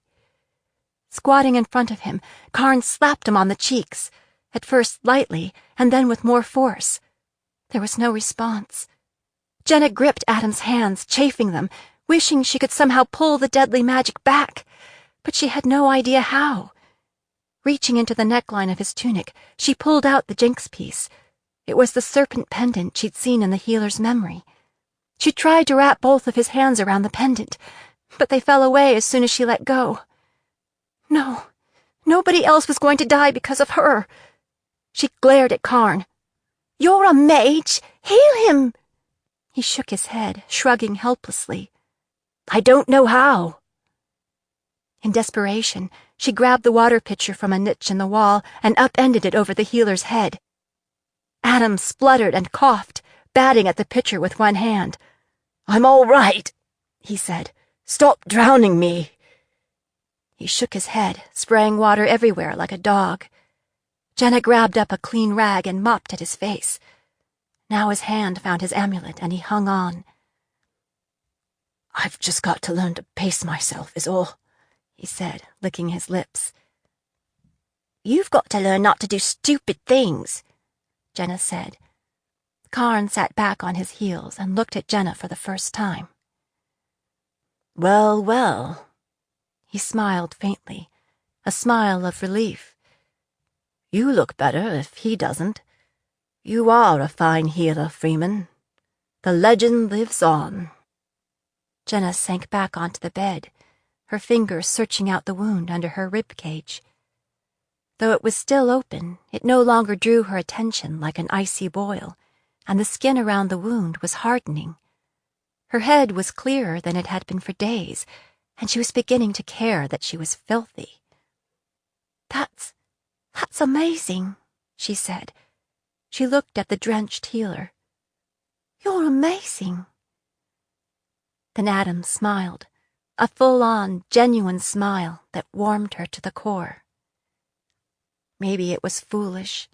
Maybe they looked like a pair of loons, grinning at each other in a dungeon cell. Maybe it would be all ashes and regret tomorrow. But she couldn't help smiling back. 27. To the King's Health. By the next morning, Ash had nearly recovered, physically at least, from his healing of Jenna.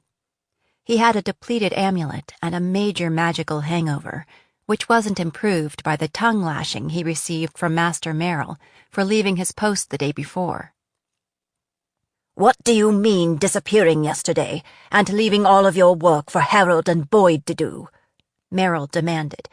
"They couldn't do some of the calculations, so the proportions were wrong, and we had to throw out the entire batch. Do you have any idea what that costs?" Ash stared at him in dull disbelief. "Didn't they tell you where You are answerable to me," Merrill fumed. "I don't care what else you had to do. You need my permission to leave your work area." Ash wasn't long on patience to begin with, and what little he had was quickly draining away. "The king summoned me. I didn't think it was wise to say no." That made things worse, especially when the master healer noticed the condition of Ash's tunic, which was draped over a chair. "Is that blood on your tunic? Were you performing surgery? By the great saint, you are not qualified. If His Majesty doesn't understand that now, I'll make sure he does before the day is out." "You do that," Ash said. "You go right ahead and talk to him. Make your case. Let me know how that works out for you." And he pushed past the master healer and into the compounding area. All morning and into the afternoon, Ash couldn't keep his mind off Jenna Bandelow, with the golden eyes and kindled skin. It was as if their minds had been joined, however briefly, when he tried to examine her. It would be a long time before he recovered from that. He picked over the images Jenna had shared with him, hurtling down into a coal hole in a huge iron bucket, a bridge exploding too far away to hear, the pieces sparkling in the sunlight before landing in the river.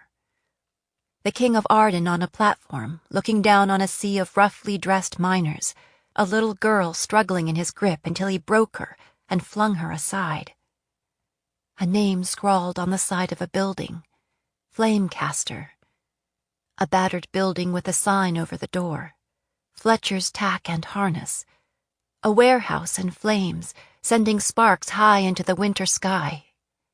Ash had played at murder in the summers, returning to the sanctuary of Odin's Ford the rest of the year. If what he'd seen was true, Jenna had been a fighter and a survivor nearly every day of her life.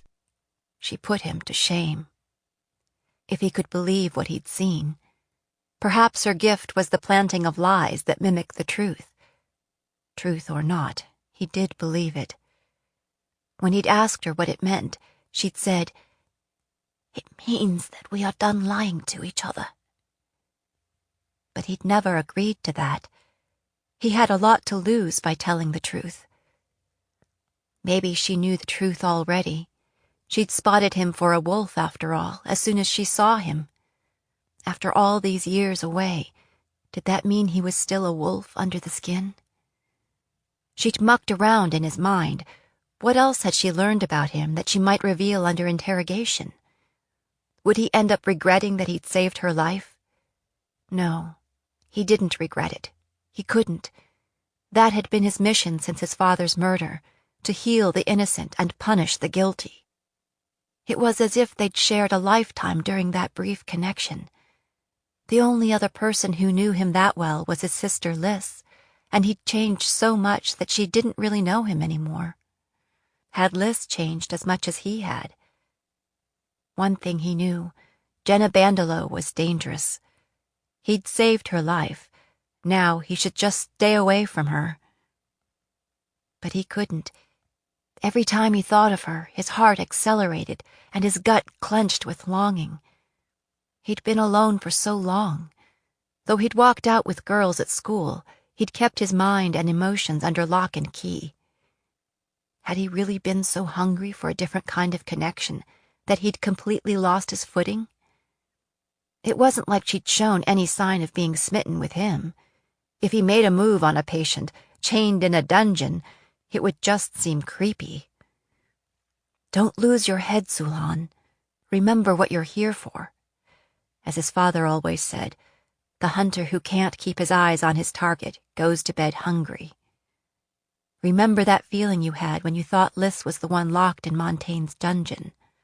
The best way to help Jenna Bandolo was to kill the King of Arden, sooner rather than later. All morning and into the afternoon, Meryl's foul mood continued. Harold and Boyd disappeared after the setup, so Ash cleaned up the lab afterward. Then he was assigned to change all the beds in the infirmary, although no one had slept in them. By the time he'd finished, the place had emptied out. Even Meryl had given up finding him jobs to do and disappeared. You survived, I see. Ash looked up to see Lila standing in the doorway of the infirmary. Barely, he said. You do look like scummer on a slab. She came forward into the room, peering around to make sure nobody else was in there. Then she perched on the edge of one of the prep tables. So who was it who so desperately needed your skilled healing hand? Ash shared an edited version of what had happened the night before, still wary of handing Lila anything that might be used against him. Lila listened, head cocked, swinging her legs. Her name is Jenna Bandolo? So I'm told, Ash said. She's from Delphi? Ash nodded. Why is she important? Is she a blue blood or... She's a coal miner. A coal miner? Lila sat forward, her hands on her knees. Seriously? So what does the king want with a coal miner? She says they suspect she's a saboteur back home, and they're going to try and make her give up her friends. Is she a saboteur? Maybe, Ash said. Probably. Well, how's it looking? Do you think she'll survive? I think she has a good chance now, Ash said. Lila chewed her lip like she wanted to say something, but couldn't quite get it out. What? Lila raised both hands. Never mind. She slid down from the table. I actually came here to fetch you to the Great Hall. Ash eyed her suspiciously. Why? Did you know that it's solstice? Solstice? Really? Ash stared at Lila, ambushed by a flood of memories. Celebrations of solstice and Fellsmarch, wizard lights decorating the evergreens on the palace grounds, taking the sleigh up into the mountains to cut pine roping and fir, wassailing the trees in the palace gardens, breaking open the solstice crackers at dinner, releasing magical illuminated birds that fluttered around the room. His father's dramas in the Great Hall that rivaled those seen in any large city. And later, solstice at Odin's Ford, when the temple choirs sang on the quad, and speakers from all the temples proclaimed the good news of the returning sun. Lila grinned. I thought you might have overlooked it. I came to get you. They're serving wassail in the Great Hall, and we are invited to drink to the king's health. To his good health or bad health? Thanks for coming to get me. I need to get something from my room. I'll be right back. In his room, Ash stood on his bed to retrieve a thin leather sleeve that he'd slid behind the crown molding. Inside, he'd hidden a needle painted with black adder. Anyone pricked with it would be unlikely to know he'd been stung until much later, when it was too late. Ash slid it into the pouch under his collar, alongside the bottle he'd hidden there the day before. Slinging his healer's bag over his shoulder, he rejoined Lila. Let's go, he said. She eyed the bag. Do you ever stop working? I'm going down to see my patient afterward, he said. The great hall was crowded with servants and soldiers and the petty nobility, many of them already deep in their cups. There were huge wassail bowls at either end of the room, and fruits and nuts and cakes and pastries. Many of the servants were decked out in unusual finery, having left off the uniforms of Arden for a day. Apparently, this wassailing custom was a long-standing tradition. Ash found it interesting how different people looked when they wore the clothes they chose themselves. Almost unrecognizable. He was still wearing drab healer colors, since he didn't really have any other clothes. The wassail was thick and potent. Someone had tacked up sprigs of mistletoe in every doorway, and many were taking advantage of it. At the center of the hall, a small dais had been constructed, layered over with evergreens and white and gold ribbon. Up on the platform stood a table, centered with 2 large gold chalices. That must be where the royal family would preside over the festivities and drink to the return of the sun. Ash worked his way in that direction, hoping to get access to the stage before the king arrived. But when he went to mount the steps, a brace of blackbirds blocked his way. That up there is for the king and his family, one said. There's plenty for you lot at the ends of the hall. Ash loitered next to the dais, nursing his drink, waiting for another opportunity. Finally, a stir at the far end of the room announced the arrival of the king and queen and their entourage, clad in their holiday finery, a riotous bouquet of color. The procession was surrounded by perhaps 4 dozen blackbirds, armored and grim, no doubt the result of the recent attempt on the king's life. Whoever this competing would-be assassin is, he's making my job a lot harder, Ash thought. The contrast between glittering armor and glittering jewels and silk and gold and taffeta was striking. Under the pikes of the guardsmen, the crowd parted like water before the prow of a great ship, closing behind the royal procession like a wake. Montaigne was clad in cloth of gold. Queen Marina was dressed all in white, her gown a stunning contrast to her dark hair and complexion. Her trailing sleeves were edged in white ermine, uncommon here in the south. Ash studied her with interest. He rarely saw the queen, who almost never left her apartments. She seemed ill at ease and kept her eyes on her feet, moving cautiously, as if afraid of a misstep. With them was a handsome, dark-haired boy, near Ash's age, perhaps a little older, wearing a circlet of gold, and a younger girl, maybe a 7-year, whose hair had been arranged in soft ringlets. "That's Prince Jared, heir to the throne, and Princess Madeleine," Lila murmured. She'd found him in the crowd. Both royal children had inherited something of their mother's beauty, though their complexions favored their father's. The boy had a stingy-looking mouth and his father's glacial blue eyes. Ash planted himself by the steps where the royals would pass by, carefully palming his needle. But an impenetrable wall of black uniforms kept him from getting to within arm's length of any of them. When the royal family reached center stage, a servant filled jeweled cups from the 2 gold chalices, one for the adults and another, perhaps less potent brew for the children. Marin Karn stood to the right of the dais, and a foot or 2 below, covered in the military glitter bits appropriate to his rank. Ash looked around the room, finally spotting Destin Karn in the galleries, scanning the crowd for trouble. For once he was wearing the black of the Royal Guard, a dress sword belted at his waist. When everyone on the stage was served, Montaigne and his queen lifted their cups. As was traditional, they would drink first. To the great good health of the servants of this household, and the noble houses that are our strength.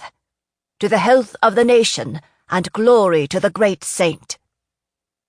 And the assemblage lifted their much less elaborate cups and cried, To the great good health of their majesties, King Gerard Montaigne and Queen Marina, and their royal highnesses, Prince Jared and Princess Madeleine. That was when a servant standing next to the chalice swayed and crumpled to the floor.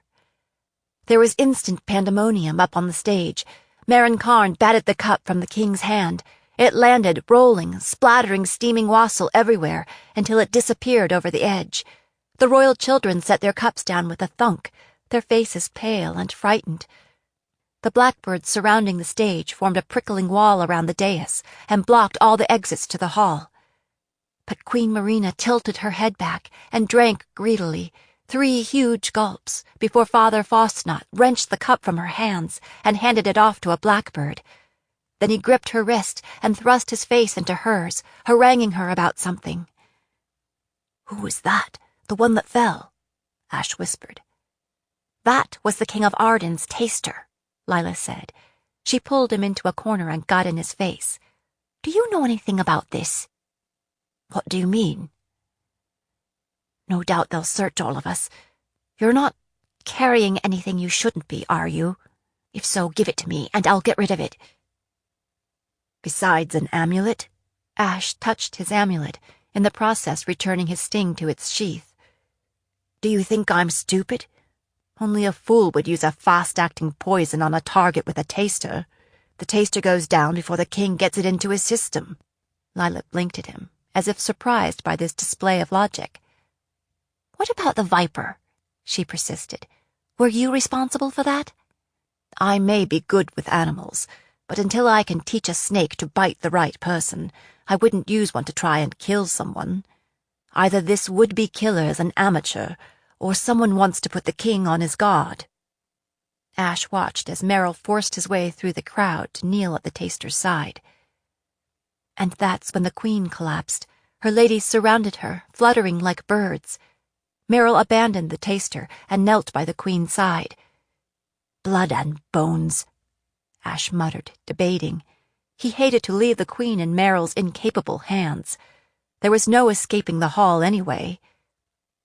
"You can't save everyone, Sulhan." That was becoming his mantra. And suddenly, somehow, Destin Karn was there, in Ash's face. "Come with me," he said, gripping Ash's arm, "and see to the queen." The lieutenant seemed unaccountably agitated. Maybe he was worried that if the queen died, he would get the blame for not somehow preventing it. "Master Merrill's handling it," Ash said. "I'd rather not butt in. He's furious with me already, and I'm still a little shaky from—" "Listen to me, Healer," Karn said. "The queen is the kindest, most compassionate, the only truly decent person in this entire court. You are going to come with me, and you are going to heal her if you can, understand?" "All right," Ash said. "Let's go." "That's what you get for being so damned capable," Lila called after him. 28. Death's Doorstep. The crowd parted to let Ash and Karn through. He climbed onto the dais to find Merrill waving a pomander under the queen's nose. "Stay back and give Her Majesty some air," he cried. Montaigne leaned against a marble pillar, guards on every side, arms folded across his chest. His eyes were like chipped ice, fixed on Destin Karn. There would be no getting close to the king now. "That poison was meant for me, Lieutenant. How could you let this happen when there has already been one attempt on my life? You knew there was an assassin in the palace." He gestured angrily, the stone on his right hand glittering. "Apparently, he has the run of the place." "Nobody leaves this room without being searched and questioned," Karn said. "The kitchen staff are being interrogated as we speak. We will find out who's responsible." Ash knelt beside the queen. She lay on her back like a princess in a story, her skin pale as porcelain, her breathing shallow and ineffective. There was a blue tinge around her lips and fingernails.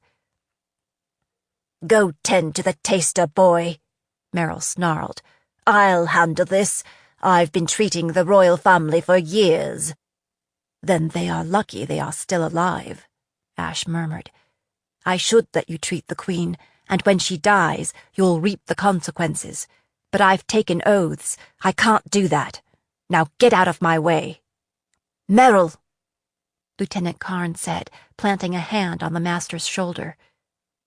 Do as he says, by the king's command. The look Merrill gave him was pure poison itself. The healer rose, straightened his tunic with great dignity, and crossed the dais to where the taster lay, neglected. Ash sent up a prayer for the taster, then turned back to Queen Marina. Using his thumb and forefinger, he slid back her eyelids, and did not like what he saw. He looked up at Karn. "Bring me the cup she drank from."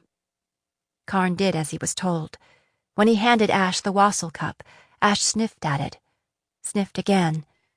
There, amid the cinnamon and clove and rum, he smelled something familiar. Geddon. Made from a fungus that grows on yew trees, it was easy to find throughout the 7 realms. There was no time to lose. He rummaged in his kit, came up with a small brown bottle, thrust it into Karn's hands. 1 pot powder, 1 pot water. Cook over flame until it dissolves. Karn glanced over to where Merrill was hunched over the taster, but watching them. "Perhaps Master Merrill—" "No," Ash said, recalling the water hemlock incident. "Whatever you do, don't get him involved. Do it now!" he roared when Karn hesitated. "Are you going to wait until she is dead?" Ash turned back to the Queen. Her breathing was already slowing. Soon she would forget to breathe, her heart forget to beat. The poison was abroad in her body, hunting down the spark of life so it could be extinguished. There was no easy way to call it back. The best he could do until Karn returned was to support her breathing and keep her heart going.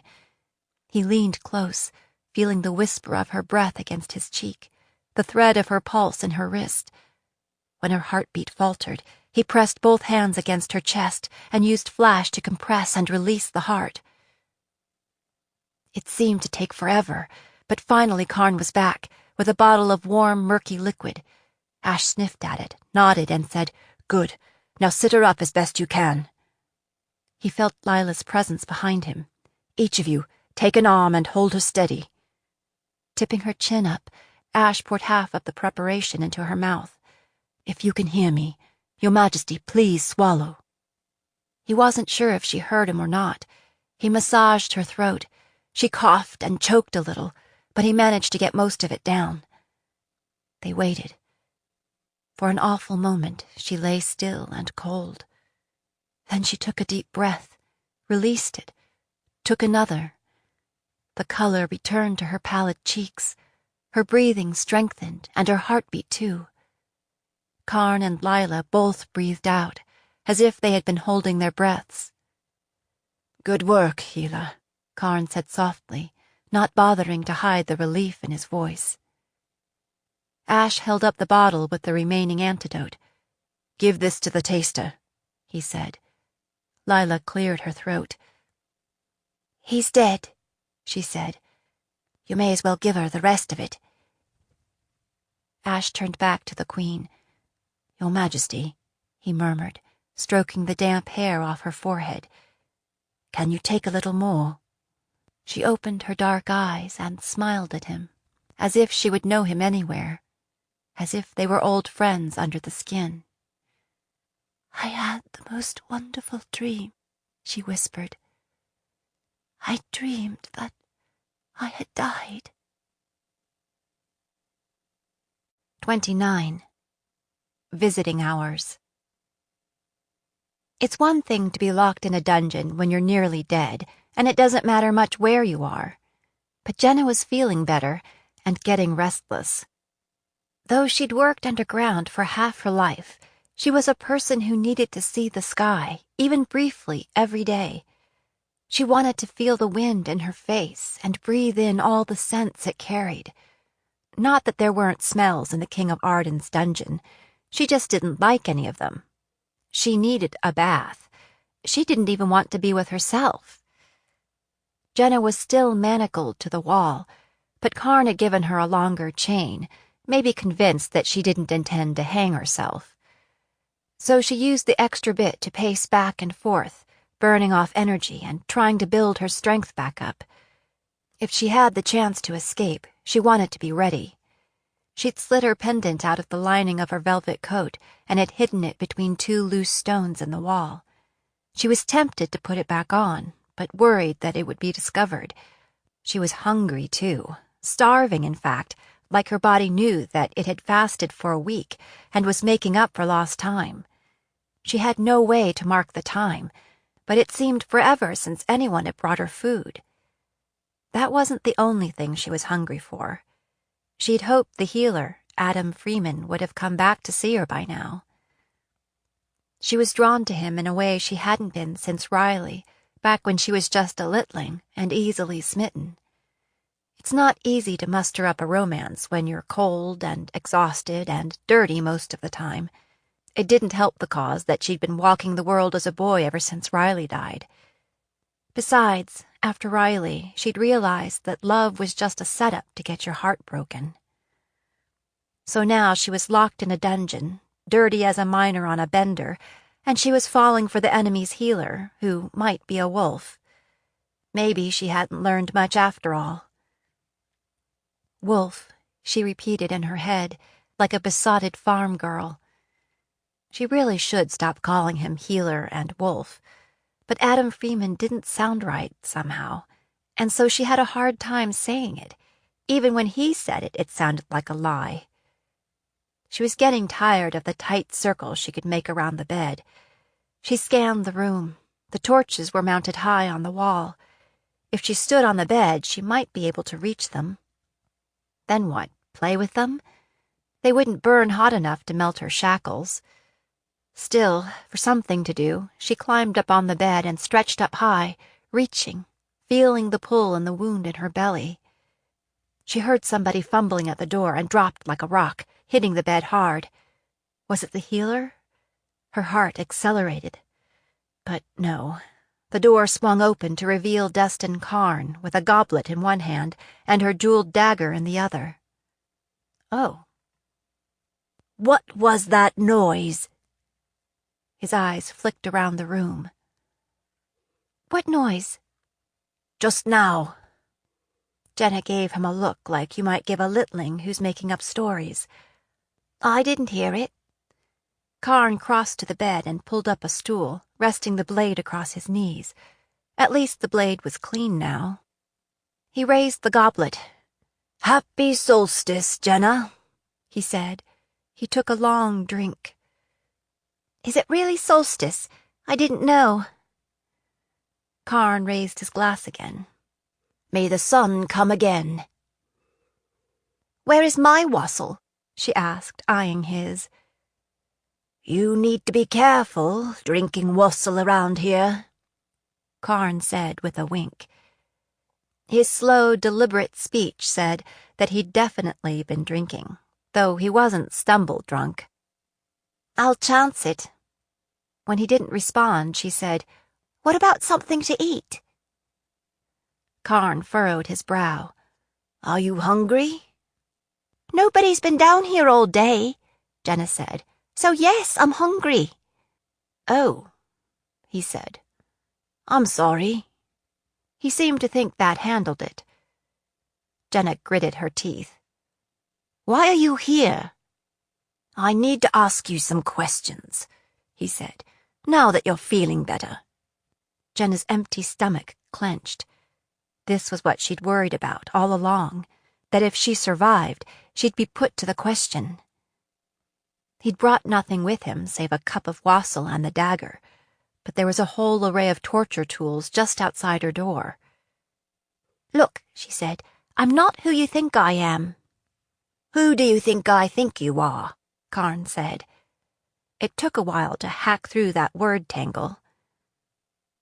You think I'm one of those patriots, but I'm not. I worked in the mines and made a little coin on the side telling fortunes. Me and my da, we just tried to keep our heads down and stay out of trouble. Yet you came into my father's tavern and you killed him.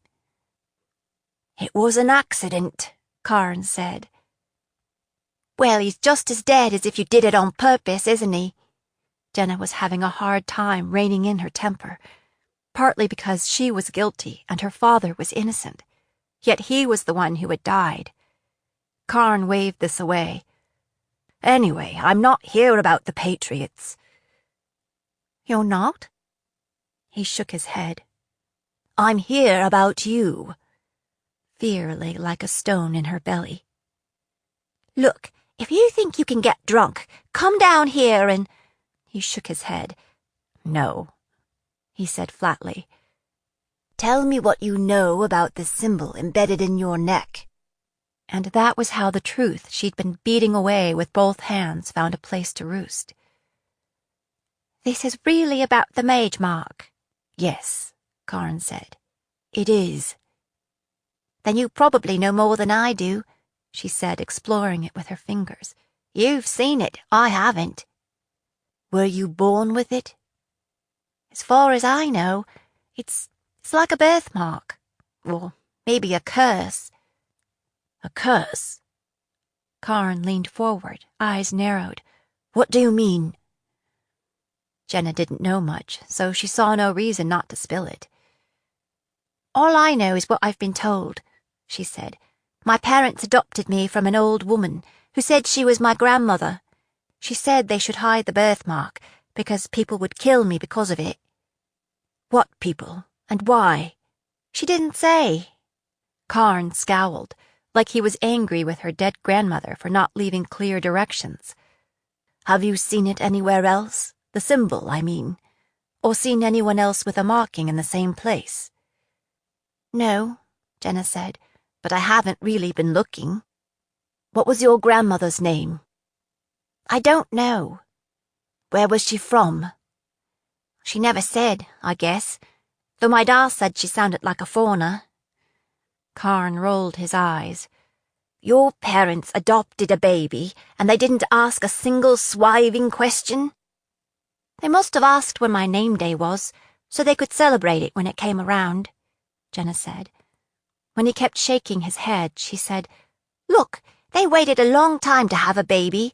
They were getting up in years. Maybe they figured beggars can't be choosers. Or they might learn something they didn't want to know." "Have you ever been to the Northern Islands, or Carthus?" Jenna shook her head. "I'm not even sure where that is." "Perhaps your family was from there, or maybe they traveled there." "Why all these questions about places I've never been? Are you sure you have the right person?" "Why is the Empress Celestine looking for you?"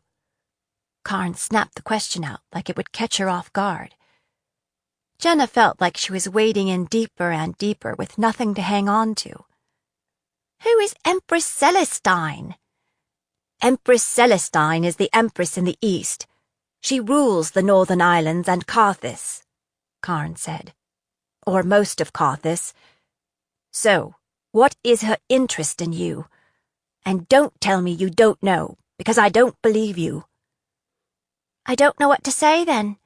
I never heard of her, and I had no idea she was interested in me. If she's the one looking, then why don't you ask her?" "That," he said, wincing, "would not be a good idea." He held up the dagger. "Where did you get this?" "My grandmother gave it to my parents. She said it belonged to my mother." "What's your mother's name? Where is she now?" "I don't know her name, and she's dead. Both my parents are dead." "Really?" Karn said skeptically. "Let me fill you in. This weapon of yours is from the Northern Islands. It is carried by Empress Celestine's blood-sworn warriors." Jenna stared at it, then looked up at Karn. "But you acted like you didn't know anything about it before, when Freeman was trying to treat me." "What I've been told is that nobody survives a cut from a blood-sworn blade. Sharing that would have served no good purpose." Jenna swallowed hard. "Oh." That explained why Karn was so desperate to get her to Arden's court, because he thought she was going to die. "So, it seems that Freeman is very good at what he does. Now," he said as if he'd backed her into a blind alley, "would you like to change your story?" "Not unless you want me to make something up." It was like she was in class at the temple, and she hadn't done her work. "Celestine tends to seek out the powerful. So what makes you powerful, Jenna? What does she want from you?" Karn's rapid-fire questions about things she knew nothing about were getting on her nerves. "Think about it, Lieutenant," she said. "If I were powerful, do you think I'd be locked up in somebody's dungeon?" "You are resistant to magery," he said. "I didn't know that until you tried to spell me." "Do you have other gifts as well?" "Nothing that an empress would cross the ocean for." "Such as?" Jenna sighed. "I see things that other people can't. Like, visions. Sometimes I see hints of the future. Sometimes I see a person as they really are. Or I see the truth when you tell me a lie." Karn shifted on his stool, as if he found that last bit unsettling. "What else?" he persisted. "Even if it seems trivial." "I have good hearing and a sensitive nose. I can see farther than anyone I know, even in the dark." She hesitated. "I heal up quick, whether it's a cut or whatever. And I don't burn." "What?" "Just what I said. My skin turns heat and flame. Even when I was little, I could snuff out a lantern with my fingers or pull a pan out of the oven barehanded." Karn didn't seem impressed. "How is that helpful?" "It's helpful to a blaster," Jenna said. "Or a baker." Karn gripped the chain that bound Jenna's wrists and jerked her in close so they were eye to eye. "Do you think this is some kind of joke? I don't think you understand just how precarious your situation is," he hissed. "The Empress is hunting you, and we need to know why before she finds you." As it sometimes did, the truth tapped Jenna on the shoulder. "Who's we?" she said. "The king doesn't even know you're down here, does he?" Karn stared at her for a long moment, his face gone stony as the Felsian escarpment. He pushed to his feet, reached high, and pulled down one of the torches. "You're resistant to flame, are you?" He thrust the torch into her face, and she flinched back, startled. "Prove it." Jenna raised her manacled hands to shield her face. "I don't know what you're trying to—" "I said prove it!" He jabbed at her again, and this time she closed both hands around the flaming head of the torch and held on until she smothered it out. By then, the end of her sleeve had caught fire, and she had to bat it out against her side. "Look what you did," she said, examining the charred cuff. "I only have the one shirt, and you—" "Blood of the martyrs," Karn whispered. "I never meant you to— Let me see your hands." Karn gripped both her wrists and examined the palms of her hands. He sucked in a breath and looked up at her, eyes wide with relief or surprise, or both. "They're not blistered. They're not even red." He tapped her hand with his fingertip. "It feels like they're armored." "That comes and goes," Jenna said, pulling free. "I don't know why you keep asking me questions when you don't believe any of my answers." At that moment, the door banged open and they both turned, startled. It was the healer, Adam Wolf, his arms full of packages. He froze in the doorway, staring at the two of them, apparently clasping hands. "What the hell is going on?" He spoke quietly, but his voice was laced with steel, and there was a darkness at his center that she'd not seen before. "Freeman," Karn said, "this is a surprise." "Obviously," Adam said. He set his packages down at the head of Jenna's bed and turned to face Karn, his body balanced and ready for action. He did resemble a wolf in a way, one who had chosen his prey and was considering the kill. "Well, what are you doing here?" He took a step toward Karn. "I told you that she needed rest. You couldn't let this wait for even a day." "Careful, healer," Karn said with icy calm, though one hand found his amulet. "Don't lose your head and do something you'll regret. I needed to question Jenna today, because It was now or never. She may be your patient, but she is our prisoner." But I'll get the blame if she has a relapse. Adam sniffed the air, then took another good look around the room. What's burning? One of the torches went out, Karn said, shooting Jenna a warning look as he relit the torch and set it back into place. Ah, Jenna thought. The lieutenant doesn't want the healer, or the king, to know what he's been up to. Well then. Her Da always said that when somebody offers an unexpected gift, it was bad manners not to take it. Don't be too hard on the Lieutenant, Wolf, Jenna said. He came to tell me that he's arranged for a bath, some books, and a transfer out of the dungeon into an actual room. Jenna couldn't say who looked more surprised, Karn or Adam. Really? Adam said, looking at Karn, narrow-eyed. That's difficult to believe. By then, Karn had his sharp's face back on. He smiled crookedly, acknowledging the deal. The bath and the books are no problem, but the transfer may not happen until after I get back.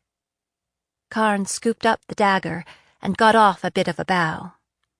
Jenna, we'll speak again. With that, he went out the door.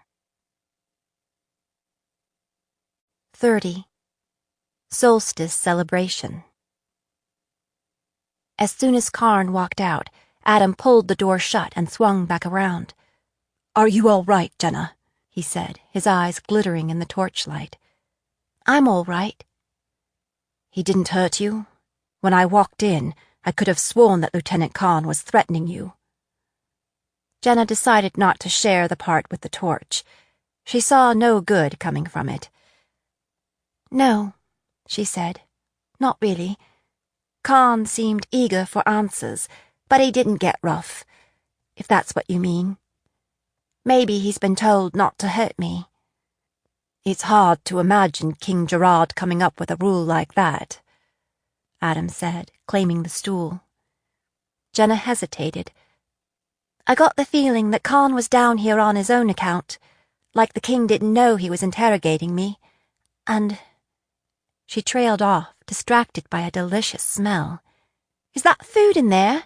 She said, eyeing the healer's packages. Adam nodded. I brought you some from the solstice celebration. Do you feel up to eating? Jenna snatched up one of the parcels and sniffed at it. Roast beef, sharp cheddar cheese, freshly baked bread. She was practically drooling on it. Ripping away the cloth, she took a large bite. The healer stared at her, surprised, then loosed one of his rare smiles. You seem to be feeling much better, he said. Better than I could have hoped, considering the way you looked yesterday. Jenna nodded, not wanting to talk with her mouth full. She swallowed, then said, I am much better. I've always been quick to heal, but you work magic. Maybe, he said, hunching his shoulders like praise made him uncomfortable. I'll want to take a look at that wound in a bit. He watched her eat for a while, then said, like a dog returning to a bone, What kinds of questions was he asking? Karn, I mean. That's what surprised me. He said he wasn't here about the Patriots. Patriots? The ones in Delphi fighting King Gerard. I thought that was what it was about. That they thought I was doing spying and setting fire to things. But no, he kept asking me about an empress. She watched the healer carefully to see if he knew about the empress already, but he looked as ambushed as she had been. What empress? Someone named Celestine from Carthus, or the Northern Islands. Have you heard of her? He shook his head. No. All I know about Carthus is, pirates, and that wizards, mages, I mean, came from the Northern Islands. Besides the pirates, the storms are so bad on the Indio these days that we never get ships from there anymore. Karn said this Celestine was hunting me, and he wanted to know why, and what the mage mark on my neck meant, and all about my family. He seemed tweaked that I couldn't help him. Adam mulled this over. Does he think you're the Empress's long-lost daughter, or what? Khan doesn't know what to think. He knows more about the dagger than he let on, though. He says it's the kind carried by the blood-sworn warriors who serve the Empress. He said that nobody survives a cut from those blades. I knew it was magicked. I just wasn't familiar with the enchantments. By now, Jenna was licking her fingers, having finished off the meat and cheese. Do I smell a peach? She looked pointedly at Adam's bag. Smiling and shaking his head, Adam pulled a ripe peach out of his bag and held it out to her. Jenna snatched it and bit into it, the juice running down her chin. Merciful Maker, she said. We never get these in Delphi. Save room, Adam said. I brought sugar cakes and wassail, too. Wassail? Jenna leaned forward, making no attempt to hide her excitement. You brought wassail? The healer unwrapped another bundle to reveal fancy solstice cakes and set them next to her on the bed. Then he handed her the flask and a cup. Ah, Jenna said. She expertly uncorked the flask with her teeth and poured, then wound her fingers about the cup and closed her eyes, breathing deeply. Everybody makes wassail his own way. Cinnamon, cloves, hard cider. She took a sip. Rum, she added. It's strong, he warned her. Good, she said, and drained the cup. Adam stared at her as she picked up a sugar cake and bit off a corner. I'd go easy on that, he said. Poison and alcohol don't mix. I disagree, Jenna said. This is just what I need. My da owned a tavern. I used to make the wassail on solstice and on the Day of the Dead. He always said I made it best. She paused, lost in wistful memory for a moment. When she focused in on Adam again, he seemed to be staring at her lips, which made her stare at his, and wonder what it would be like to... Stop it.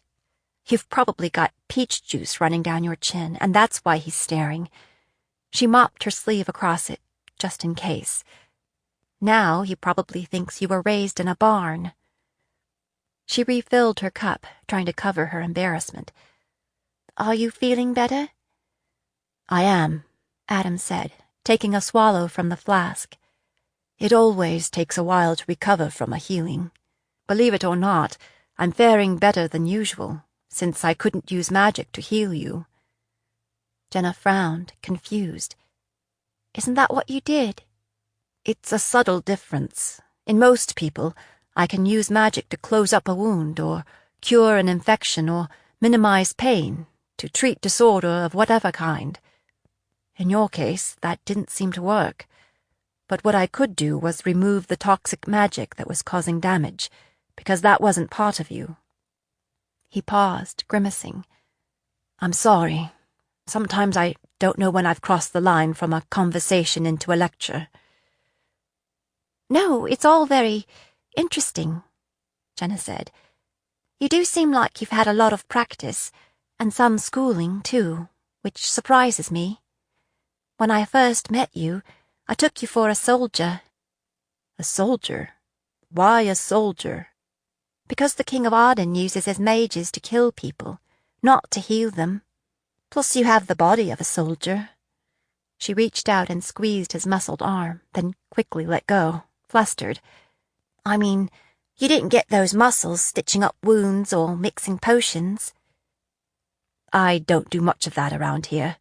I scrub a lot of floors, I'm a demon with a mortar and pestle, and I've been shoveling a lot of horse dung, too. There's never any shortage of that, Jenna said. The healer laughed. No, he said, especially not at court. He tipped back his head and drank again, his long throat jumping as he swallowed. Now, he said, setting the flask aside and pulling his healing kit closer. Before I drink too much, I want to take a look at that wound. Jenna sat on the edge of the bed, her blanket draped around her hips. She lifted her shirt up out of the way. Adam leaned forward, reaching around her to unwrap the linen. Her skin prickled at his closeness, the warmth of his breath, the scent of soap that she was beginning to associate with him. Looking at the top of his head, she could see a faint line where the natural red of his hair met the brown dye. She resisted the temptation to trace it with her fingers, to let him know she wasn't fooled. "I know you, Wolf," she thought, "even though you try and keep your secrets." Adam pulled the linen away and set it aside. Jenna's skin pebbled as the air hit her bare middle. Then she felt the warmth of his hands under her ribcage as he examined the wound. Her heart began to thump so hard it seemed he would notice. She fought a sudden urge to slide off the bed and onto his lap, wrap her legs around his middle, and— "Stop it!" Still, that idea, once kindled, was hard to put out. Think of something else. Name the saints of the Church of Malthus. That would kill anybody's desire. Fortunately, or unfortunately, the healer's mind was on other things. "Blood and bones," he muttered, sitting back. "That's impossible." "What?" Jenna said, breaking out of her fog. She craned her neck, trying to see.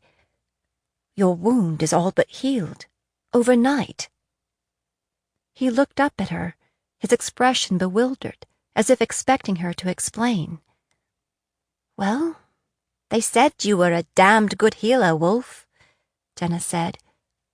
"I'm good, but I'm not that good." Adam shook his head, biting his lower lip. "The area over the wound is hard, like armor, or scales. I've not seen anything like it." "That always happens when I get hurt," Jenna said. "It crusts over like that at first, then goes back to normal." She shrugged. "Strange." The healer ran his fingers over the wound. "I don't see any reason to wrap it up again. It's better protected than anything I could do." He pulled a jug of water from his kit and warmed it between his hands, then washed the area and allowed it to air dry. When he finished repacking his kit, he set it between his feet, but made no move to leave. He seemed to be wrestling with himself. "What?" Jenna leaned forward so she could look into his face. "Would it be all right if I took a look at your mage mark?" "Why not?" she said with a sigh. "Everyone else has." She turned half sideways, scooping her hair up and arching her neck so he could see. He sat next to her on the bed and leaned in close to look, brushing his fingers over the symbol, raising instant goose flesh. "Can you feel that?" he asked. She nodded. "Maybe I'm just used to it, but it feels like my own skin." "I've never seen anything like this," he said. Like metal and jewels set into the skin. Did you have an injury there in the past?" "It's been there as long as I can remember," Jenna said. "I've tried to pry it off, but it's as permanent as any other part of me." "Do you know what the symbol means?" "Everybody keeps asking me, and I don't know. Based on what's happened so far, I'd say it means trouble and bad luck." "And you were born with this?" "So I'm told." The healer was studying her, eyes narrowed, rubbing his chin, as if she was a puzzle that he couldn't work out. "What?" she said, brushing at herself, thinking maybe she'd dropped something. "Why are you telling me all this?" he asked bluntly. "You don't know me. Why should you trust me?" Jenna could tell that he was asking himself the same question, if he should trust her. He's a wary wolf, as well as lonely. I wonder why. She reached out and took one of his hands in both of hers, feeling the buzz of connection between them. "You're wrong. I saw you yesterday. I saw the red-haired boy, and the man lying dead in the snow, and the grey wolves." When he said nothing, doubt trickled in. Are you saying that you didn't see me? When he stiffened and shifted his eyes away, she knew that he had. So she pressed him. What did you see? He breathed in, then released the words bottled up inside. Too much, he said. Enough. He paused. Those images I saw. He stopped, cleared his throat. The little girl and the boy and the King of Arden. Were they true? They were true, she said, a catch in her voice. The boy, his name was Riley. He was 15, and I was 12. I'm sorry, Jenna, Adam said softly. I'm sorry that happened. She turned to face him. I punched the king in the nose, she said, fierce tears leaking from her eyes. He bled and bled and bled. She trailed off. That was the beginning. I've been fighting back ever since. Since 12? Do you think I wasn't grown up after that? I see your point. You've had losses too, Jenna said. There was a question buried in there, but he didn't take the bait. Yes, he said. I suppose I'm still walking that line between life and death, trying to choose which side I'm on. I want you on my side, Healer, Jenna said. And I want to be, he said. It's just... He searched her face. How do you ever really know a person? Jenna ran her fingertips over the back of his hand, tracing the veins. Not everything is a lie, Wolf, she said. Sometimes you have to believe what you see. His head came up, as if she'd startled him. Leaning forward, she slid her arms around his neck and kissed him on the lips. For a moment, he resisted, then surrendered.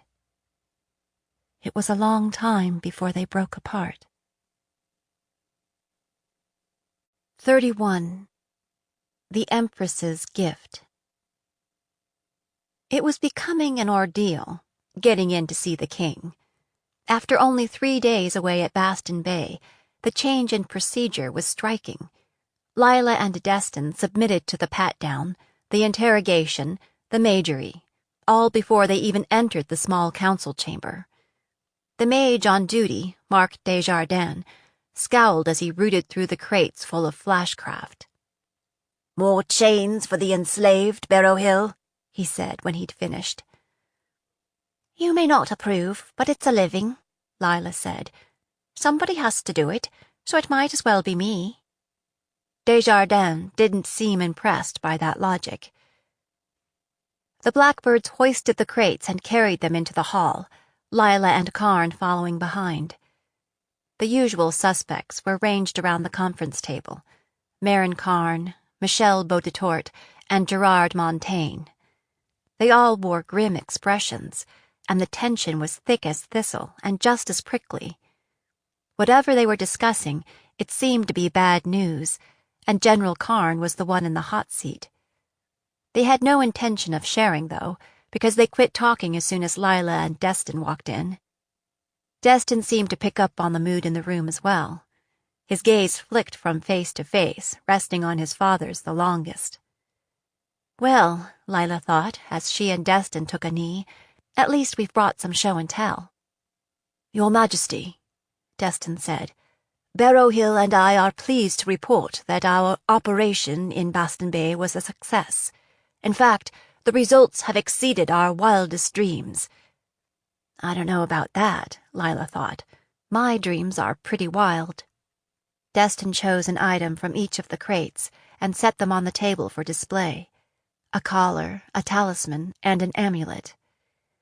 Lila had never seen General Karn display any spark of excitement or enthusiasm, but now he came damned close before he tamped it down. He picked up an amulet which lit up brightly when he touched it. He set it down again quickly and said, What's the count? 133 collars, Destin said, 54 talismans, 114 amulets. It's a pity you weren't able to get more talismans, the general said, mopping at his face with a handkerchief. That's what we really need. It's a pity you're such a heartless, ungrateful bastard, Lila thought. This time, blessedly, she kept it to herself. How were you able to secure so many at once? Boditort asked, showing no desire to examine the loot. We intercepted a shipment of old flash on its way from the southern islands to Chalk Cliffs, Lila said. This is more than 1,000 years old. What was it doing down south? General Karn asked. They have no use for flashcraft. They drove out their mages a long time ago. It was hidden down there by the Copperheads at the end of the Wizard Wars, when they knew they'd lost, Lila said. They didn't want it to fall into enemy hands. It's been there, forgotten ever since. Somebody tipped them off, and they decided to ship it back home, so to speak. How did you find this out? General Karn persisted, seeming intent on poking holes in her story. Lila has relatives in the southern islands who keep her informed, Destin said. That's convenient, the general said.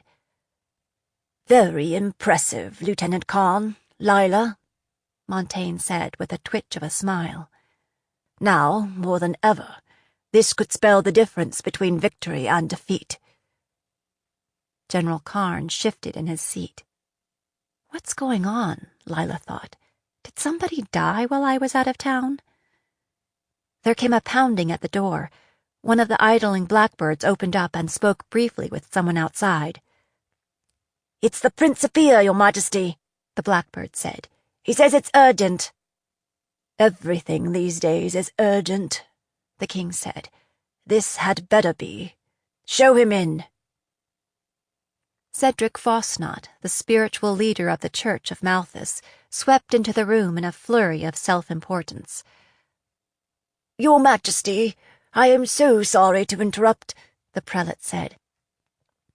However, a ship has arrived in the harbour from the Northern Islands. The commander came ashore to inform us that he represents the Empress Celestine. Empress who? Lila thought, but the others wore stunned looks that said they were familiar with the name. What else have I missed? She thought. She was usually better informed than that. This ship is here, the king said in a low, fierce voice. At the river docks. Fosnot nodded. He reached inside his robes, pulling out a rolled parchment and a velvet bag. He gave me a message to you from the Empress, and a token of her esteem. The prelate extended the parchment and the bag toward the king. Montaigne eyed them warily. Hold those for the moment, he said. Boditort, tell the staff outside to send for Freeman. Freeman? Boditort looked from Montaigne to Fosnot, who appeared as unhappy as the Thane. But what would he— Do it, the king said. Fosnot opened his mouth as soon as the door closed behind Boditort. Your Majesty, please indulge this loyal subject's concern in the matter of the healer, he said. Is it really wise to— His gaze fell on the Karns, and he seemed to be trying to rework what he meant to say. To introduce unfamiliar magery into the room, especially a mage who has had such a brief tenure here? The king's lips tightened into a thin line. The boy has demonstrated more talent in his brief tenure here than many who have been here at court for years. Lila thought. Maybe I've underestimated the runaway princeling. He seems to have charmed the king, at least. Eventually Ash arrived, with Boditort watchdogging him, having run the gauntlet outside. He bowed to the king. His eyes flicked from Destin to Lila, narrowing when they lit on the crates of flashcraft. You asked for me, Your Majesty? Fosnot, give the items to the healer so that he can examine them for curses, enchantments, and poisons. All at once, the Principia seemed more than eager to drop the Empress's gifts into Ash's hands. Ash set the velvet bag on the table. He cradled the parchment in his hands, closed his eyes, and murmured charms over it. He looked up at the king, tapped the seal with his finger, and said, "Would you like to examine the seal, Your Majesty, in order to verify its authenticity before I break it?" Montaigne leaned forward, careful not to get too close, and scanned the seal. "It seems to be in order," he said. Ash broke the seal, unrolled the parchment, and ran his fingertips over the ink, murmuring what sounded like gibberish to Lila. Then nodded as if he'd made a decision. "Good news, Your Majesty," he said. "It is safe. If there were curses present, I have disabled them." He handed the parchment to the king, then turned his attention to the velvet bag. Meanwhile, the king scanned the Empress's message quickly, then thrust it at Destin. "She knows. The bloody Empress knows we found the girl. She wants to make the exchange as soon as possible." "But that doesn't make sense," Destin muttered. "How could she possibly know?" "She's a bloody sorceress," the king snarled. "A witch. Maybe she's sacrificed a virgin or a goat. How would I know?" "She's a witch?" Fosnot looked betrayed. "Commander Strangward never mentioned that." Destin read, tracing the script with a finger. "I understand that you now have the mage-marked girl in your possession. I have sent Commander Strangward with an array of gifts, including a powerful weapon that will ignite terror in the hearts of your adversaries. This will be evidence of my good faith." He looked up. "What's all this about a weapon? Did you see it, Fosnot?" The cleric shook his head. "It's still on board his ship." "She promised us an army of mages," General Karn said, snatching the parchment from his son's hand and reading it over himself. "What makes her think that we would be satisfied with a weapon?" "It takes time and resources to move an army," Destin said. "The Empress might have been unwilling to undertake it without knowing for sure that the girl is the one she is seeking." "What would you know about armies?" General Karn growled. The general never misses an opportunity to take a shot at his son and heir, Lila thought. I wonder why. Destin met his father's sneer unflinchingly. "Given that the Empress learned of the girl's presence here so quickly, I think we have to assume that she has agents right here in the capital." "Agents that you should have ferreted out before now." "Lord Strangward is eager to meet as soon as is conveniently possible," Fosnot said, as if eager to reclaim the stage. "He says that any time after dinner would suit him." "Tonight?" Montaigne snorted. "He shows up here unannounced and demands an immediate audience with the king of the realm." The cleric's mouth twisted as if he tasted something sour. "He appears to be unschooled in court manners, Your Majesty. From his appearance, I would have guessed him to be a horse savage, or a pirate." "He'll just have to wait," the king said. "Tell Strangward we'll meet with him tomorrow in the small hall." Fosnot cleared his throat. "Tomorrow is the feast of St. Malthus." "The day after tomorrow, then," Montaigne amended. "Lord Strangward would prefer that we meet on board his ship, so that he can display the weapon, which is down in the hold." "If he thinks that I am foolish enough to get on board a ship with a pirate, he is sadly mistaken," the king said. "I don't mean to be carried off to the Northern Islands and held for ransom." "Your Majesty," Destin said, "could we perhaps meet in your pavilion at dockside? That would be close to the ship, and yet allow us to meet on our home ground." "I see no reason to meet this barbarian halfway," Montaigne said. "He should be happy that I am meeting with him at all." His liegemen looked at one another, as if each hoped that one of the others would speak up. They want this deal to go forward, Lila thought, whatever it is. Strangward might be unschooled in courtly ways, but the king has no practice at diplomacy either. He's used to getting what he wants by force. Your Grace, General Karn said, we need that army. We need the funds. And if the Empress is offering a fearsome weapon, we need that too, especially now. It is your failures that have put us in this position, Karn, Montaigne said. Don't forget that. It could rekindle enthusiasm for the war in the Thane Council, Bodetort said. We have nothing to lose and much to gain by hearing what the barbarian has to say. It's a wise leader who keeps his eyes on the ultimate goal, uniting the 7 realms under Ardenine rule, and in the grace of the true church, Fosnot said. We know that you are the kind of strategic thinker who takes the long view, even if it involves dealing with witches. At least until we get what we need from her. The king looked from one to the other, a muscle working in his jaw. Spare me the flattery, gentlemen, he said. Very well. We will meet in the small hall. Fosnot, tell Pettyman to arrange for housing for Strangward and his crew outside the— He prefers to stay on board his ship, Your Majesty, Fosnot said. He does not want to inconvenience you or impose on your hospitality. Is that so? The king said. If true, that would be a first. Lieutenant Karn, tell Pettyman to arrange for new quarters for the girl, inside the keep, but on one of the upper floors in the tower.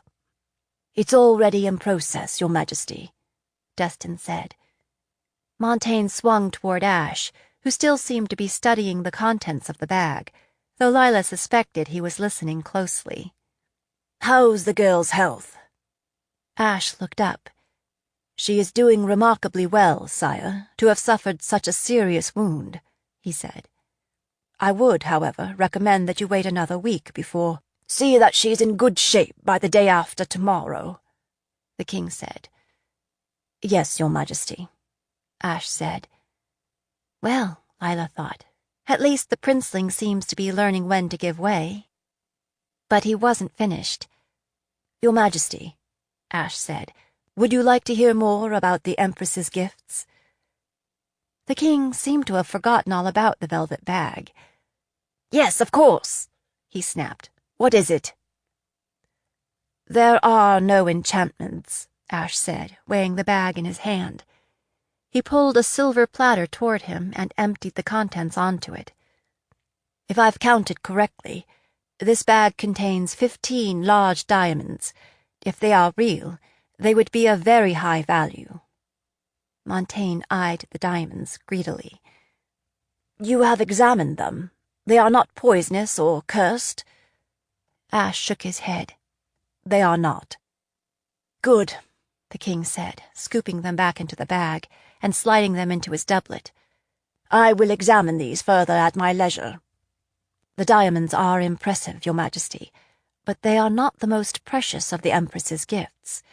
This is— Ash displayed a small ceramic bottle inscribed with runes. What is it? The king asked. Living silver, Ash said. Very rare, very valuable. Here, let me show you. Uncorking the bottle, he poured a small amount onto a ceramic plate. It formed small silver globules that rolled around in a mesmerizing way. Ash poked it with his finger, and the droplets shimmered and danced. What the hell is he up to? Lila thought. She craned her neck to get a closer look. That's remarkable, the king said, looking smitten. But what is it good for? Can it be molded or hardened like ordinary silver? Not unless it is married with other metals, Ash said. But that would be a waste. It is most valued for its magical qualities. When burned or heated, it releases white magic. The king was extending his hand toward it, but now he drew back. White magic. Bear in mind, I'm no expert, Ash said. All I know is what I've read in the old manuscripts. In the Northern Islands, it is used as a kind of talisman. Its vapors protect against evil. It is particularly abhorrent to snakes, assassins, and other malevolent creatures. Fosnot made the sign of Malthus. Your Majesty, he said, it is the grace of God that protects us against evil. I can't imagine that the use of such agents would be consistent with— Where was the grace of God when some villain put a viper in my bed? Montaigne said. He turned back to Ash. How was it used? Some sprinkle a few drops on a pomander and carry it with them. Others use a small lamp or diffuser and let it burn all night so that the vapors accumulate during sleep. When used in that way, it has been known to cause some irritation to the eyes and throat, but most sources say that it is relatively minor, and well worth it given the protection it affords. Lila had never heard of liquid silver or white magic, but then she didn't run in magical circles. Have you heard of that? She murmured to Destin.